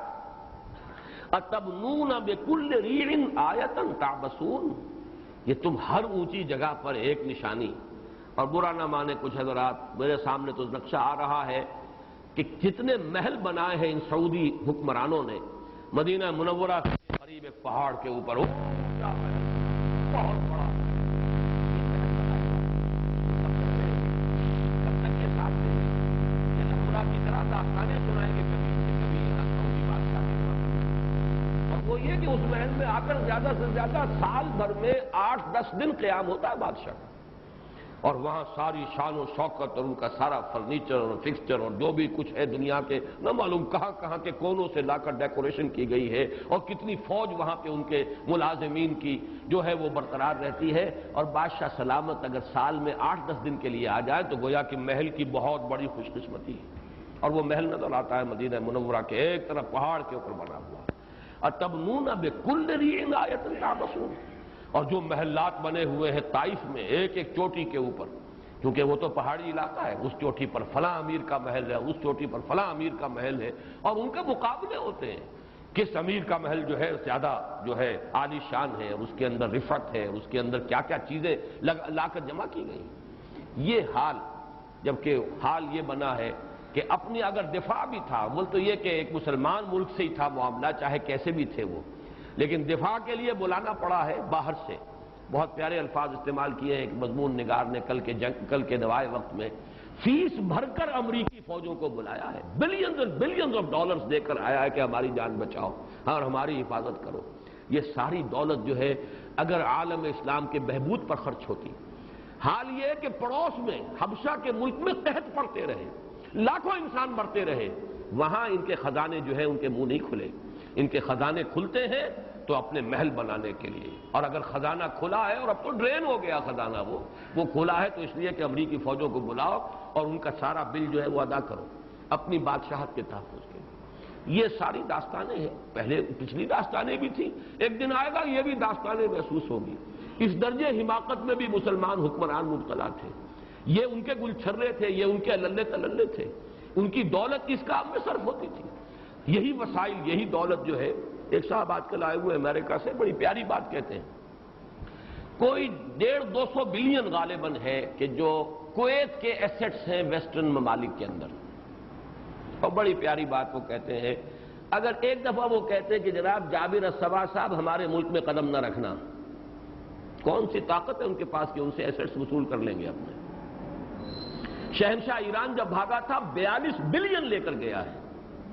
لیکن کھڑا ہوا رو رہا تھا وائٹ ہاؤس کے لان پر کہ اسے 2 گز زمین بھی امریکہ نے نہیں دی، نکل جاؤ یہاں سے، یہاں تمہارے لیے جگہ نہیں ہے۔ وہی جو سب سے بڑا ایجنٹ تھا اس علاقے کے اندر امریکہ کا، لیکن یہ کہ اس کے بعد وہ دولت کہاں گئی؟ انہی بینکوں میں رکھی تھی نا، نہ معلوم کن کن اکاؤنٹس میں ہوگی، کون جانتا ہے، کس کو تفصیل معلوم ہے، کون سے کوڈز ہیں، لہذا وہ سب کے سب انہی بینکوں کے پاس وہ دولت رہ گئی۔ بمشکل موجودہ جو حکومت ہے وہ چند بلین کا سراغ لگا سکی ہے، اور اس میں سے بھی چند ملین ہے جو انہیں ملنے کی توقع ہے۔ 42 بلین ڈالرز سب ان کے مغربی قوتوں کی جیب میں گئے۔ یہ ہیں کہانیاں کبھی سنائی جائیں گی کہ یہ عالم اسلام میں یہ کچھ ہو رہا تھا، اور یہ شاید پورے عالم اسلام میں مسلمان جو ہے وہ بالکل ہی ناسمجھ ہو گئے تھے، انہیں کچھ اپنے برے اور بھلے کی کوئی تمیز رہی نہیں تھی، ان کے اندر کوئی شعور تھا ہی نہیں، وہ ڈھور اور ڈنگر بن کر رہ گئے تھے۔ یہ صورتحال جو ہے آنے والی نسلیں جو ہے وہ ہمارا ماتم کریں گے۔ بہرحال اس وقت بات دور نکل رہی ہے، اَتَبْنُونَ بِكُلِّ رِيعٍ آیَةً تَعْبَثُونَ وَتَتَّخِذُونَ مَصَانِعَ لَعَلَّكُمْ تَخْلُدُونَ۔ یہ وہ defined cry of man's will، calm and self-possessed, still and resolute, the pyramids echo unto eternity، ابد کے لیے، اور وہ ایک پکار جو ہے گویا کہ صدائے بازگشت اس کی آتی رہتی ہے کہ یہ کیا کہہ رہے ہیں زبان حال سے، کہ انسان میں وقت کے طوفانوں کو فتح کرنے اور اپنی یاد، اپنے نام کو باقی رکھنے کا جذبہ اتنا ہے کہ شہنشاہوں نے ایسے ایسے اپنے مقبرے بنا دیے ہیں، لاکھوں انسان لگے ہوں گے، کتنے مین آور صرف ہوئے ہوں گے ان پیرامڈز کی تعمیر پر، کتنے ہزاروں لوگ جو ہے وہ کچلے گئے ہوں گے ایک ایک چٹان کے ذرا سے پھسل جانے پر، جیسے کہ چیونٹیاں جو ہے وہ مسل جاتی ہیں، کوئی پتھر ان پر گر جائے، ایسے انسان جو ہے ختم ہوئے ہیں، تب یہ پیرامڈس بنے۔ یہ ہے اصل میں ویل لکل ہمزۃ لمزہ الذی جمع مالا وعددہ یحسب ان مالہ اخلدہ۔ وہ سمجھتا ہے کہ اپنے اس مال کے ذریعے سے مجھے خلود اور دوام اور ہمیشگی حاصل ہو جائے گی، میں نہیں رہوں گا، میرا نام رہے گا، دنیا دیکھے گی کیسی عمارت بنائی ہے، کیسی یادگاریں چھوڑ گئے ہیں، کیسے کیسے محل، الحمرا جیسے محل بنا گئے، ہمارا نام تو زندہ رہے گا۔ کلا، ہرگز نہیں۔ کلمہ ردا، تمہاری یہ ساری سوچ، تمہاری یہ ساری دلچسپیاں، تمہاری یہ دنات اخلاقی، یہ سب جو ہے کچھ نہیں۔ انجام کیا ہوگا؟ جیسا کہ میں نے عرض کیا تھا، دنیا میں اگر الا الذین آمنوا وعملوا الصالحات وتواصوا بالحق وتواصوا بالصبر، یا تو یہ راستہ اختیار کرو، یا چنا کن یا چنی۔ چنی پھر یہ ہے ہمزہ لومزہ جمع مالا وعددہ یحسب ان مالہ اخلدہ۔ بہت اونچا کوئی ہوگا تو اس تیسری آیت تک پہنچ جائے گا کہ کوئی بڑی یادگار اپنی چھوڑ جائے اپنی دولت کے بل پر۔ مجھے وہ شعر یاد آ رہا ہے ساحر لدھیانوی کا کہ ایک شہنشاہ نے دولت کا سہارا لے کر ہم غریبوں کی محبت کا اڑایا ہے مذاق۔ محبتیں تو نہ معلوم کتنے شوہروں کو اپنی بیویوں سے ہوں گی، لیکن وہ شہنشاہ تھا، اس نے یہ لاکھوں روپے خرچ کیے ہیں اور اپنی محبت کی نشانی دنیا میں چھوڑی ہے۔ تو اس ایک شہنشاہ نے دولت کا سہارا لے کر ہم غریبوں کی محبت کا اڑایا ہے مذاق۔ یہ دنیا میں بہرحال وہ تو کوئی تاج محل تو کوئی ہی بنا سکے گا، اور اہرام مصر تو بہرحال ان شہنشاہوں نے بنائے، لیکن ہر انسان جو اس دنات کے اندر مبتلا ہو جاتا ہے ایک آرزو اس میں ہوتی ہے کہ اس کا نام زندہ رہے، اور جیسا کہ میں نے عرض کیا اولاد کی خواہش بھی اسی کا مظہر ہے۔ اور یہاں میں اپنا ایک مشاہدہ اور آپ کو بتاؤں، میں نے متعدد اشخاص کا مشاہدہ کیا ہے، اور جن لوگوں کے ہاں اولاد نہیں ہوتی، میں نے یہ دیکھا کہ وہ دولت کے زیادہ ہی پجاری ہو جاتے ہیں، دولت کی محبت شدید ہوتی ہے۔ اس کی وجہ یہ ہے کہ یہ جو خلود کا جذبہ ہے، جو دو حوالوں سے اگر اس میں تقسیم ہو جاتا تو کچھ وہ اولاد کی محبت اس میں بھی دیکھتا ہے، یہ میری اولاد ہے، میرا نام زندہ رکھے گی، یہ میرا تسلسل، میرے وجود ہی کا تسلسل ہے۔ کچھ ادھر وہ ڈھل گیا اور کچھ ادھر دولت کی طرف۔ لیکن جن کے ہاں اولاد نہیں ہوتی وہ جیسے پیسے کے پجاری بنتے ہیں، جیسے سنبھال کر رکھتے ہیں، جتنے بخیل اور خسیس ہو جاتے ہیں، عام اولاد والے ویسے نہیں ہوتے۔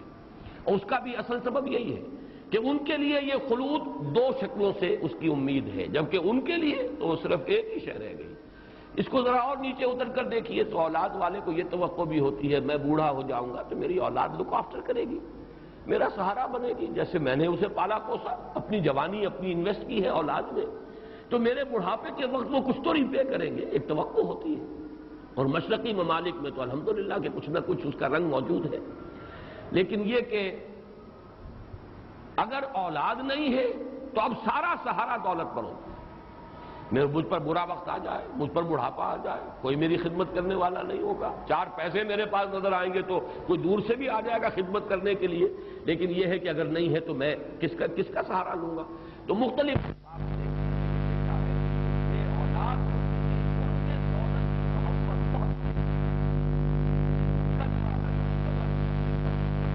نہیں، وہ لازماً جھونک دیا جائے گا۔ نبذہ کہتے ہیں کس چیز کو پھینک دینا۔ نبذ فریق من الذین اوتوا الکتاب کتاب اللہ وراء ظہورہم، پھینک دی ان لوگوں نے جنہیں کتاب دی گئی تھی، ان کے گروہ نے اللہ کی کتاب کو اپنی پیٹھوں کے پیچھے پھینک دیا۔ لَيُنبَذَنَّ فِي الْحُطَمَةِ، لازماً پھینک دیے جائیں گے وہ حطمہ میں۔ یہ لفظ پھر وہ فعلا کے وزن پر آیا ہے، اور حتم کے لفظی معنی بھی کسر ہے، یہ ذرا نوٹ کر لیجئے، توڑنا، کسی شے کا چورا چورا کر دینا، ریزہ ریزہ کر دینا، یہ حتم کے معنی۔ چنانچہ یہ لفظ آیا ہے سورہ نمل میں کہ وہ جب حضرت سلیمان اپنے لشکر کے ساتھ لے کر جا رہے تھے تو ایک وادی پر سے گزرے، وادی نمل، جس میں کیڑیاں تھیں بہت، چیونٹیوں کے بڑے بڑی کالونیز تھیں۔ تو اس وقت جو ملکہ تھی ان کی، اس نے کہا کہ یا ایھا النمل ادخلوا مساکنکم، اپنے بلوں میں گھس جاؤ، اپنی کالونیز کے اندر گھس جاؤ، لا یحطمنکم سلیمان وجنودہ، تمہیں کچل کر نہ رکھ دیں اور پیس کر نہ رکھ دیں یہ سلیمان اور ان کے جو لشکری ہیں، تم تو ختم ہو جاؤ گے۔ تو حتم کہتے ہیں کسی شے کو پیس کر ریزہ ریزہ کر دینا۔ 3 اور جگہوں پر یہ لفظ آیا ہے حطامہ، کہ جب مثلا گھاس پیدا ہوئی، بارش کا چھینٹا پڑا، گھاس ہو گئی، پھر وہ اس کے بعد وہ زرد پڑ گئی، خشک ہو گئی، پھر وہ ریزہ ریزہ ہو کر پاؤں تلے کچلی جاتی ہے، تو وہ بھی حطامہ۔ اس کے ساتھ ہی نوٹ کیجئے کہ حشم کا لفظ بھی عربی زبان میں ہے اس کے قریب ہی، حشم، حقم، یہ قریب ہے مخرج، حشم، حقم، بڑی ہا چھوٹی ہا، شین طا میم تو ہے ہی ہے۔ حشیم بھی کہتے ہیں کوئی شے جو ریزہ ریزہ ہو جائے، چورا چورا ہو جائے، حشیمن تذروہ الریاح، وہ اب جو ساری جو روئیدگی تھی اور فصل تھی جب کٹ گئی تو اس کا چورا چورا، یا یہ کہ جو گھاس تھی روندی گئی، خشک ہو گئی، چورا چورا ہو گئی، تذروہ الریاح، حشیمن تذروہ الریاح، اب وہ چورا چورا ہو گئی اور اسے ہوائیں ہوتی ہیں۔ تو حتم کہتے ہیں، اب یہ جہنم کے جو مختلف نام قرآن مجید میں آئے ہیں انہی میں سے ایک نام حطمہ ہے، چورا چورا کر دینے والی، ریزہ ریزہ کر دینے والی، ٹکڑا ٹکڑا کر دینے والی شے۔ اور اس کے مختلف آراء آئی ہیں، ایک تو یہ کہ یہ چھٹا طبقہ ہے جہنم کا، چوتھا طبقہ ہے جہنم کا، یا یہ کہ جہنم کا ایک خاص دروازے کا نام ہے، یہ تو مختلف جو اقوال ہیں۔ لیکن لفظ پر غور کیجئے تو اس میں حطمہ یعنی عذاب جہنم کی کوئی ایسی صورت ہے کہ جو ریزہ ریزہ کر کے رکھ دے گی اس کو، جس کو کہ وہ عذاب دیا جائے گا۔ وما ادراک ما الحطمہ، اور تمہیں کیا معلوم، تم کیا سمجھ سکتے ہو کہ حطمہ کیا ہے؟ اس کا کوئی اندازہ یہاں ممکن نہیں ہے۔ یہاں میں ذرا اسے چاہے آپ ایک لطیفے کے درجے میں سمجھیں، لیکن ذکر کرنا چاہتا ہوں۔ ایک صاحب ہمارے ہاں، ان کے مضامین چھپتے رہے اخبارات میں، اب تو کافی عرصے سے میں ان کا نام نہیں دیکھ رہا، نوائے وقت میں ان کے مضامین آتے تھے علامہ یوسف جبرائیل کے نام سے، اور ایک مرتبہ ملاقات بھی ہوئی ہے۔ وہ ایکس آرمی مین تھے، ویسے تو یہ کہ وہ جو کمیشنڈ آفیسرز میں سے نہیں تھے، نان کمیشن لوگوں میں سے، کافی عرصے یورپ وغیرہ میں رہے دوسری جنگ عظیم کے دوران، تو کچھ انہوں نے، یا پہلی جنگ عظیم میں شاید، میں یقین کے ساتھ نہیں کہہ سکتا، تو انگریزی بھی کچھ پڑھ لی تھی، جانتے تھے۔ وہ ایک دعویٰ کرتے تھے کہ قرآن مجید میں ایٹم کا ذکر ہے، اور یہ آیات کوٹ کرتے تھے، حتم اور ایٹم۔ اب کوئی عجب نہیں ہے، اگرچہ میں اس کی کوئی تحقیق نہیں کر سکا کہ انگریزی زبان میں یہ ایٹم کا لفظ کہاں سے آیا ہے۔ بہت سے الفاظ ایسے ہیں کہ جن کا عربی زبان سے وہ منتقل ہوئے ہیں، علمی اصطلاحات، اور یورپین لینگویجز میں وہی الفاظ ذرا سے تلفظ کے فرق کے ساتھ آ گئے، اس لیے کہ یہ علوم جو ہے تو ہمیں معلوم ہے کہ یہ منتقل ہوئے ہیں، یہ اسپین کی یونیورسٹیوں سے یہ علوم منتقل ہوئے۔ کیمسٹری، کیمیا عربی کا لفظ تھا، الجبر والمقابلہ عربی کا لفظ تھا، ارض ہے، یہ ارض زمین، ارتھ وہ زمین، وہ انگریزی کے اندر وہ لفظ بن گیا ہے۔ مرر کہتے ہیں شیشہ، آئینہ، اور مرر انگریزی کا آئینہ، شیشہ۔ تو یہ کوئی عجب نہیں ہے، لیکن یہ کہ میں اس کی تحقیق نہیں کر سکا، لیکن وہ اس کا ذکر کیا کرتے تھے، اس سے ایک مناسبت آگے ہے ذرا، اس لیے کہ اس حطمہ کی آگ کا ایک خاص وصف آ رہا ہے۔ وہ کیا ہے حطمہ؟ نار اللہ الموقدہ۔ اب نار اللہ، اللہ کی آگ، اللہ کی بھڑکائی ہوئی آگ۔ ویسے تو آگ تو ایک ہماری آگ بھی ہے، ظاہر بات ہے کہ جو ہم چولہے میں جلا لیتے تھے وہ بھی آگ ہوتی تھی، یا یہ کہ اب اوونز کے اندر ہے وہ بھی ایک خاص قسم کی آگ ہے جو نظر بھی نہیں آتی۔ سٹیل فرنسز کے اندر جو آگ ہے اس کا ہم تصور نہیں کر سکتے۔ جہنم کی آگ کیا ہوگی، اس کی انٹینسٹی کیا ہوگی، اس کا کوئی تصور ہمارے لیے ممکن نہیں۔ لیکن ان سب سے اوپر جس کی کہ نسبت خاص اللہ کی ذات کی طرف کی گئی، نار اللہ، اللہ کی بھڑکائی ہوئی آگ، معلوم ہوتا ہے کہ وہ ان آگوں میں سب سے جو چوٹی کی آگ ہے، کوئی وہ بہت ہی سب سے زیادہ جو کہا جائے شدت کی آگ ہے، نار اللہ الموقدہ، وہ آگ ہے اللہ کی، اگرچہ ہم ترجمہ یوں بھی کر سکتے ہیں اللہ کی بھڑکائی ہوئی، لیکن یہ کہ اصل جو ہے اس کے اندر جو ترکیب اضافی ہے، نار اللہ ہے، اللہ کی آگ، الموقدہ، جو بھڑکائی گئی ہے، جلائی گئی ہے، روشن کی گئی ہے، التی تطلع علی الافئدہ۔ یہ تعبیر آپ کو قرآن مجید میں کہیں اور نہیں ملے گی، جو جا چڑھے گی دلوں کے اوپر۔ کا مطلب کیا ہے؟ ہماری آگ جو ہے، جو دنیا کی آگ ہے، وہ تو انسان کے جسم کو جھلس دیتی ہے اور انسان کی موت واقع ہو گئی، دل تک تو اس کی رسائی نہیں ہوتی۔ کوئی آگ ایسی یہ بھی ہو سکتا ہے کہ وہ سرایت کر کر دل پر پہنچ جائے، وہ باقی اعضاء کو نہ چھیڑے، چھوئے ہی نہ، وہ سیدھی جا کر دل کو لے اور دل کے اوپر روشن ہو جائے۔ اس کا تصور واقعہ یہ ہے کہ آج کی دنیا میں اگر کوئی، یہ تشبیہ اور تمثیل کے طور پہ عرض کر رہا ہوں، یہ نہیں کہ ان آیات کا مطلب یہ ہے، لیکن یہ ہے کہ کچھ ہمارا ذہن قریب آ جاتا ہے، جیسے اللہ تعالیٰ کی ذات کے لیے ہمارے پاس کوئی تمثیل نہیں ہے، لیس کمثلہ شیء، لیکن بہرحال کوئی نہ کوئی کسی نہ کسی طریقے سے قرآن مجید کی عظمت کے لیے کوئی امکان نہیں ہے کہ انسان اسے بیان کر سکے، لیکن تشبیہ ایک آئی ہے، لو انزلنا هذا القرآن على جبل لرأيته خاشعا متصدعا من خشية الله وتلك الامثال نضربها للناس لعلهم يتفكرون۔ اسی طریقے سے واقعہ یہ کہ ریڈیشن جو ہے، ایٹمک ایکسپلوژن کے بعد ریڈیشن، جیسے ایکس رے ہے، ایکس رے آپ کے وجود میں سے گزر گئی ہے، آپ کو پتہ بھی نہیں، کوئی شے آپ کے وجود میں سے چیر کر نکل گئی ہے اور اس نے جا کر پیچھے جو امپریشن کریٹ کیا ہے فلم کے اوپر۔ اسی طرح یہ ریڈیشن جو ہے یہ اس طرح کی آگ نہیں ہے، ایٹمک ریڈیشن، لیکن یہ انسان کے اندر سے جھلس دیتی ہے۔ آج کل بھی ہمارے ہاں جو یہ استعمال ہوتا ہے کینسر کے ٹریٹمنٹ میں، یہ ریڈیشن جو ہے وہ اس طریقے سے کہ کسی ایک خاص جگہ پر آپ نے فوکس کیا ہے، وہیں وہ ریس جا رہی ہے، وہ ریڈیشن صرف اس جگہ کے سیلز کو مار رہی ہے، کل کر رہی ہے، کچھ آس پاس کے بھی لپیٹ میں آ جاتے ہیں، لیکن یہ کہ بقیہ وجود جو ہے وہ اس سے بچا رہتا ہے۔ وہ اس میں کچھ نہ کچھ اور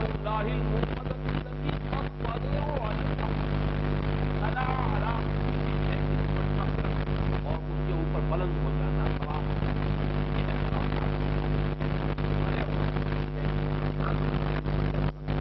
یہ جو ہے دل پر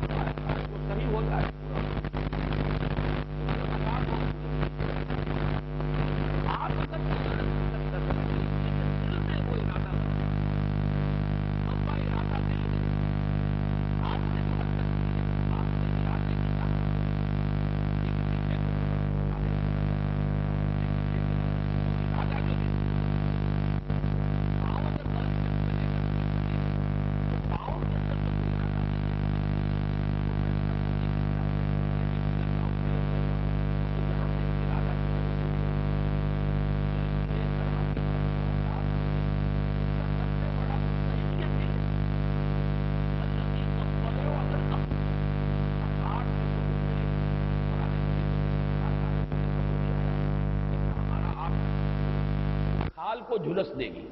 لیکن ہم اور کھال دے دیں گے، اس لیے کہ کھال جو ہے وہی ہے سینسٹیو، اسی کے اندر وہ نرو اینڈنگز ہیں کہ جن سے انسان کو تپش جو ہے وہ محسوس ہوتی ہے۔ کھال اگر مردہ ہو گئی تو پھر چاہے اندر مسلز جلتے رہے، اس کا انسان کو دکھ نہیں ہوگا، وہ تکلیف نہیں پہنچے گی، سینسیشن آف پین نہیں ہے، لہذا ہم ان کو اور کھالیں دے دیں گے تاکہ وہ عذاب کا مزہ چکھتے رہیں۔ تو تصور آپ کا وہ بھی کھالوں کو دے گی، اسے کھلانے جائے گی، لیکن ایک آگ نار اللہ الموقدۃ التی تطلع علی الافئدہ، یہ تو دلوں پر جاتی ہے، دلوں پر سوار ہوگی، دلوں کو چاٹے گی، کہ اگر یہ لفظ میں استعمال کروں، وہ آگ کے جو دلوں کو چاٹے گی، التی تطلع علی الافئدہ انہا علیہم مؤصدہ فی عمد ممددہ، اور وہ ان پر بند کر دی جائے گی۔ یہ بھی ایک کیفیت کہ جیسے اوون بند کر دیتے ہیں آپ اور اس کا ٹیمپریچر اندر ہی اندر ہوتا ہے۔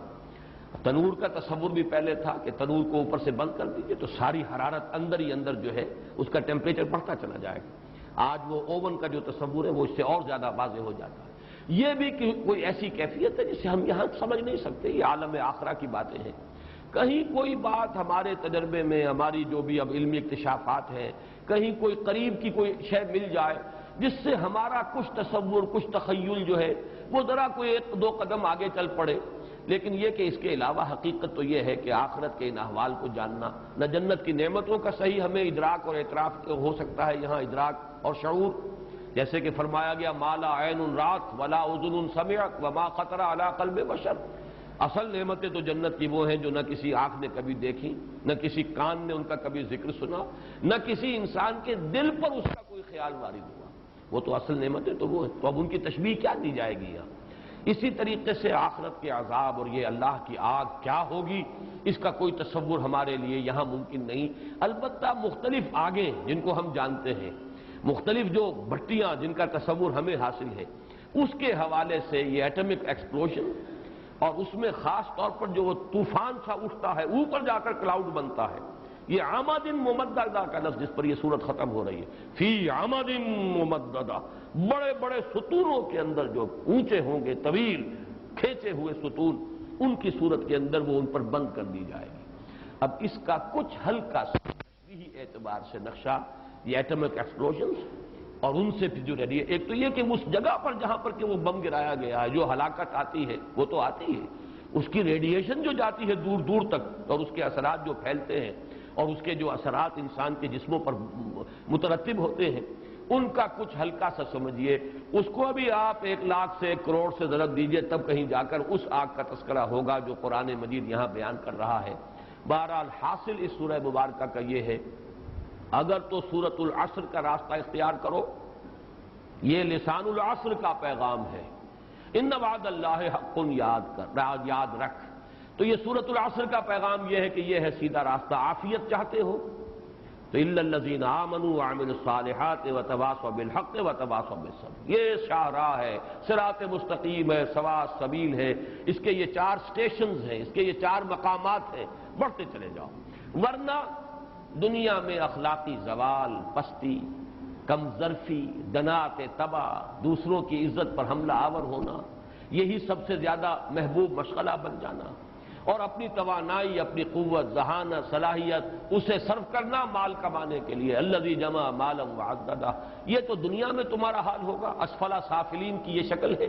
اور آخرت میں تمہارا انجام کلا لینبذن فی الحطمہ وما ادراک ما الحطمہ نار اللہ الموقدہ التی تطلع علی الافئدہ انہا علیہم مؤصدہ فی عمد ممددہ، اعاذنا اللہ من ذالک۔ اب آخری بات عرض کر رہا ہوں، چونکہ اس سورہ مبارکہ پر یہ جو گروپ ہے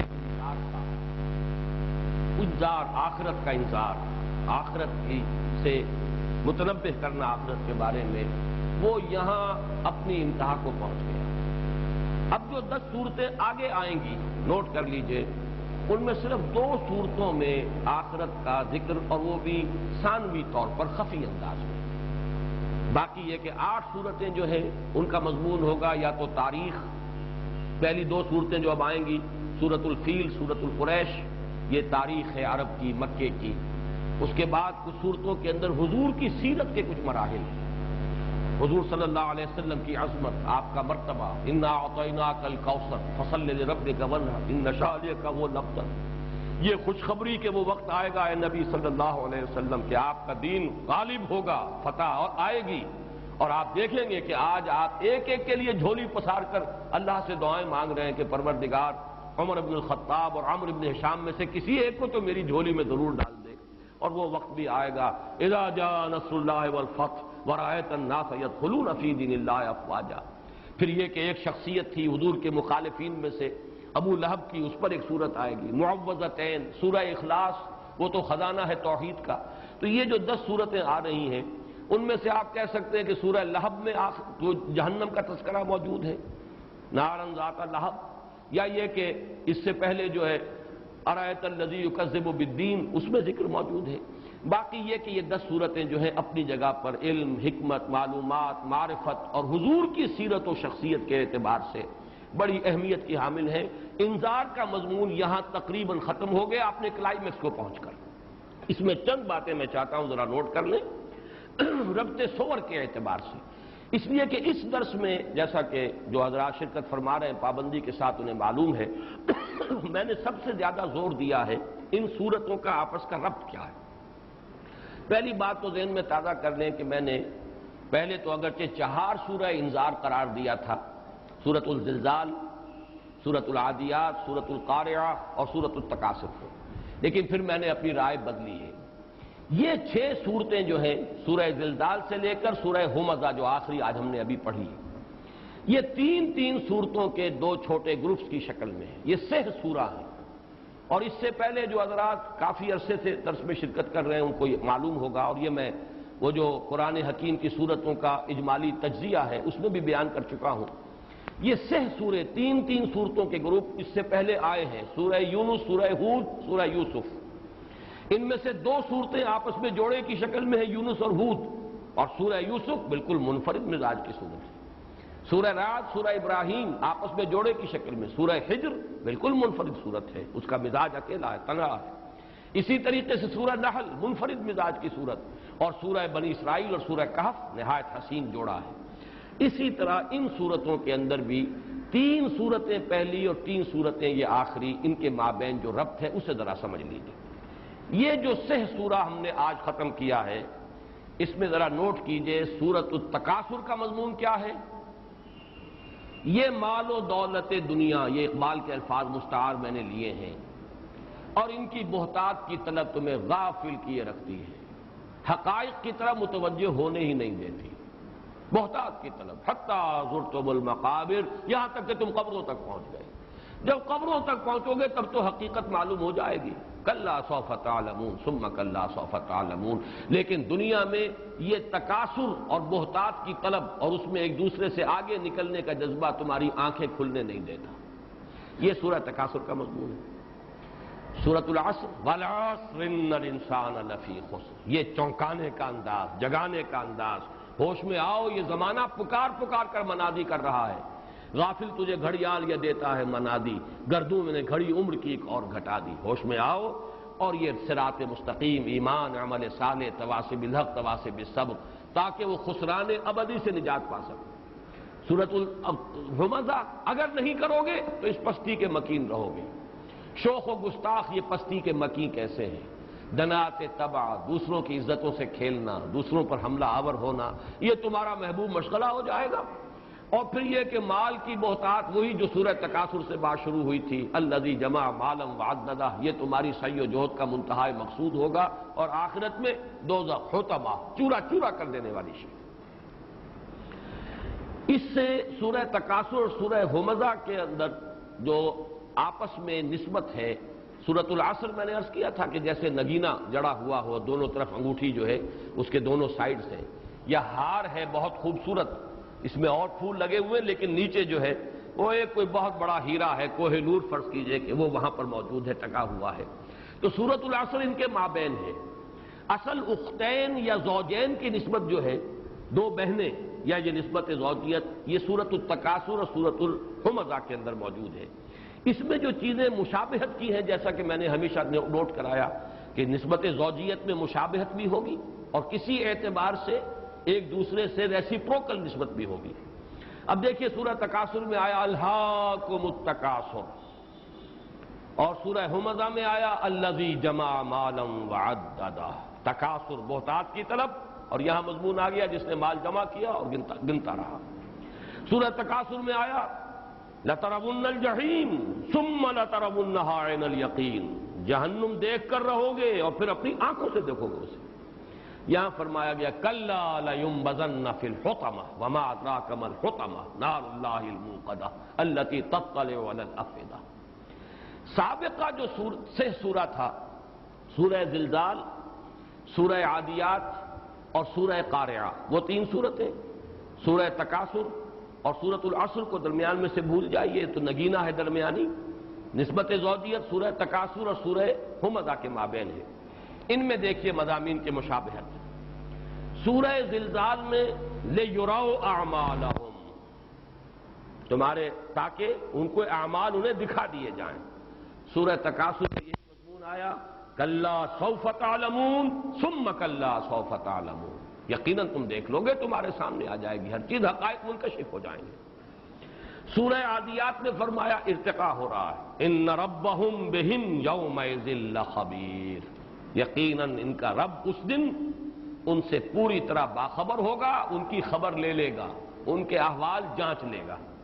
سورہ تکاثر میں یہی مضمون آیا ثم لتسألن یومئذ عن النعیم، پھر تم سے لازماً حساب لے لیا جائے گا، سوال کیا جائے گا اس روز نعمتوں کے بارے میں۔ سورہ قاریہ میں فرمایا فَأُمُّهُ هَاوِيَةٌ وَمَا أَدْرَاكَ مَا هِيَ نَارٌ حَامِيَةٌ، اور یہاں جیسا کہ ابھی ہم نے بار بار نوٹ کیا سورہ حمزہ میں مضمون آ گیا كَلَّا لَيُنبَذَنَّ فِي الْحُطَمَةِ وَمَا أَدْرَاكَ مَا الْحُطَمَةُ نَارُ اللَّهِ الْمُوقَدَةُ الَّتِي تَطَّلِعُ عَلَى الْأَفْئِدَةِ۔ اب جیسا کہ میں عرض کر چکا ہوں، انذار کا مضمون اختتام کو پہنچا ان صورتوں پر سب سے گاڑھا۔ یہی وجہ ہے سورہ زلزال کو قرآن کے چوتھائی یا قرآن کا نصف قرار دیا گیا، سورہ تکاثر کو 1000 آیات کے مساوی قرار دیا گیا، گویا کہ قرآن مجید کا 1/6 بن جائے گا۔ 6000 آیات ہیں تقریباً کچھ اوپر۔ یہ اسی لیے ان کے اندر وہ انذار جو ہے بہت ہی مؤثر انداز میں انذار ہے، کپ کپی طاری کر دینے والا۔ ذرا سا بھی انسان کو یہ گمان بھی ہو، میں کہتا ہوں کہ یہ اللہ کا کلام ہے جو میں پڑھ رہا ہوں، تو کہاں اٹھے گا؟ سورہ زلزال کو پڑھ کر، سورہ تکاثر کو پڑھ کر، سورہ قاریہ کو پڑھ کر، سورۃ العادیات کو پڑھ کر، سورہ حمزہ کو پڑھ کر۔ اور آخری بات، میرے نزدیک انذار اپنی انتہا کو پہنچا ہے سورۃ العصر میں۔ وہ جملہ میں سنا رہا ہوں آپ کو دوبارہ، اور اسی پر آج کا ہمارا بیان ختم ہوگا، جو امام رازی نے نہایت جامع جملہ کہا ہے، هذه الآیۃ فیہا وعید شدید۔ یہ آیت جو ہے ان الانسان لفی خسر الا الذین آمنوا وعملوا الصالحات وتواصوا بالحق وتواصوا بالصبر، اس میں بڑی شدید وعید ہے۔ کیوں؟ لأن اللہ تعالی حکم بالخسار علی جمیع الناس، اس لیے کہ اللہ نے تو تمام انسانوں کی بربادی، تباہی، ناکامی، خسران ابدی کا فیصلہ کر دیا ہے۔ الا من کان آتیا بہذہ الاشیاء الاربعہ، سوائے ان لوگوں کے جو ان 4 شرطوں کو پورا کریں، وہی الایمان والعمل الصالح والتواصی بالحق والتواصی بالصبر۔ ایمان، عمل صالح، تواصی بالحق، تواصی بالصبر، کٹھن سے کٹھن مرحلہ ہے۔ باقی جگہ قرآن مجید میں ایمان کے ساتھ صرف عمل صالح، یہاں امر بالمعروف اور نہی عن المنکر، حق کا اعلان، چاہے باطل کے پیشانی پر جو ہے سلوٹیں پڑ رہی ہوں، باطل غضبناک ہو رہا ہو، آنکھوں میں آنکھیں ڈال کر حق کا اعلان کرنا، اور پھر صبر، خود بھی صبر کرنا، اور تواصی بالصبر، دوسروں کو بھی تلقین کرنا۔ تو معلوم یہ ہوا کہ یہ اسی لیے پھر آخری الفاظ امام راضی کے بدل ذالک، اس سے رہنمائی ملی، اس سے ہمیں یہ سبق حاصل ہوا، ان النجات معلقۃ بمجموع هذه الاشیاء، کہ نجات کا دار و مدار، انحصار ان 4 چیزوں کے مجموعے پر ہے۔ یہ ہے اصل انذار کا پہلو، کہ جس پر یہ گروپ جو ہے میں سمجھتا ہوں کہ انذار کی آخری حد اور اس کی منطقی انتہا سورۃ العصر۔ اب انشاءاللہ اگلے ہفتے یہ نوٹ کر لیجئے اگلے ہفتے کے بارے میں کہ جمعے کے روز تو میں یہاں نہیں ہوں گا، لیکن ہفتے کا درس انشاءاللہ ہوگا۔ میں جمعے کی شام ہی کو آ جاؤں گا، اور 2 صورتیں انشاءاللہ، اب جو تاریخ ہے عرب کی اس کے حوالے سے سورۃ الفیل اور سورۃ القریش، ان دونوں کا پس منظر ایک بنے گا، اور اس سے انشاءاللہ تعالیٰ ایک ہی نشست میں ہم دونوں صورتوں کا مطالعہ کر سکیں گے۔ بارک اللہ لی ولکم فی القرآن العظیم ونفعنی وإیاکم بالآیات والذکر الحکیم۔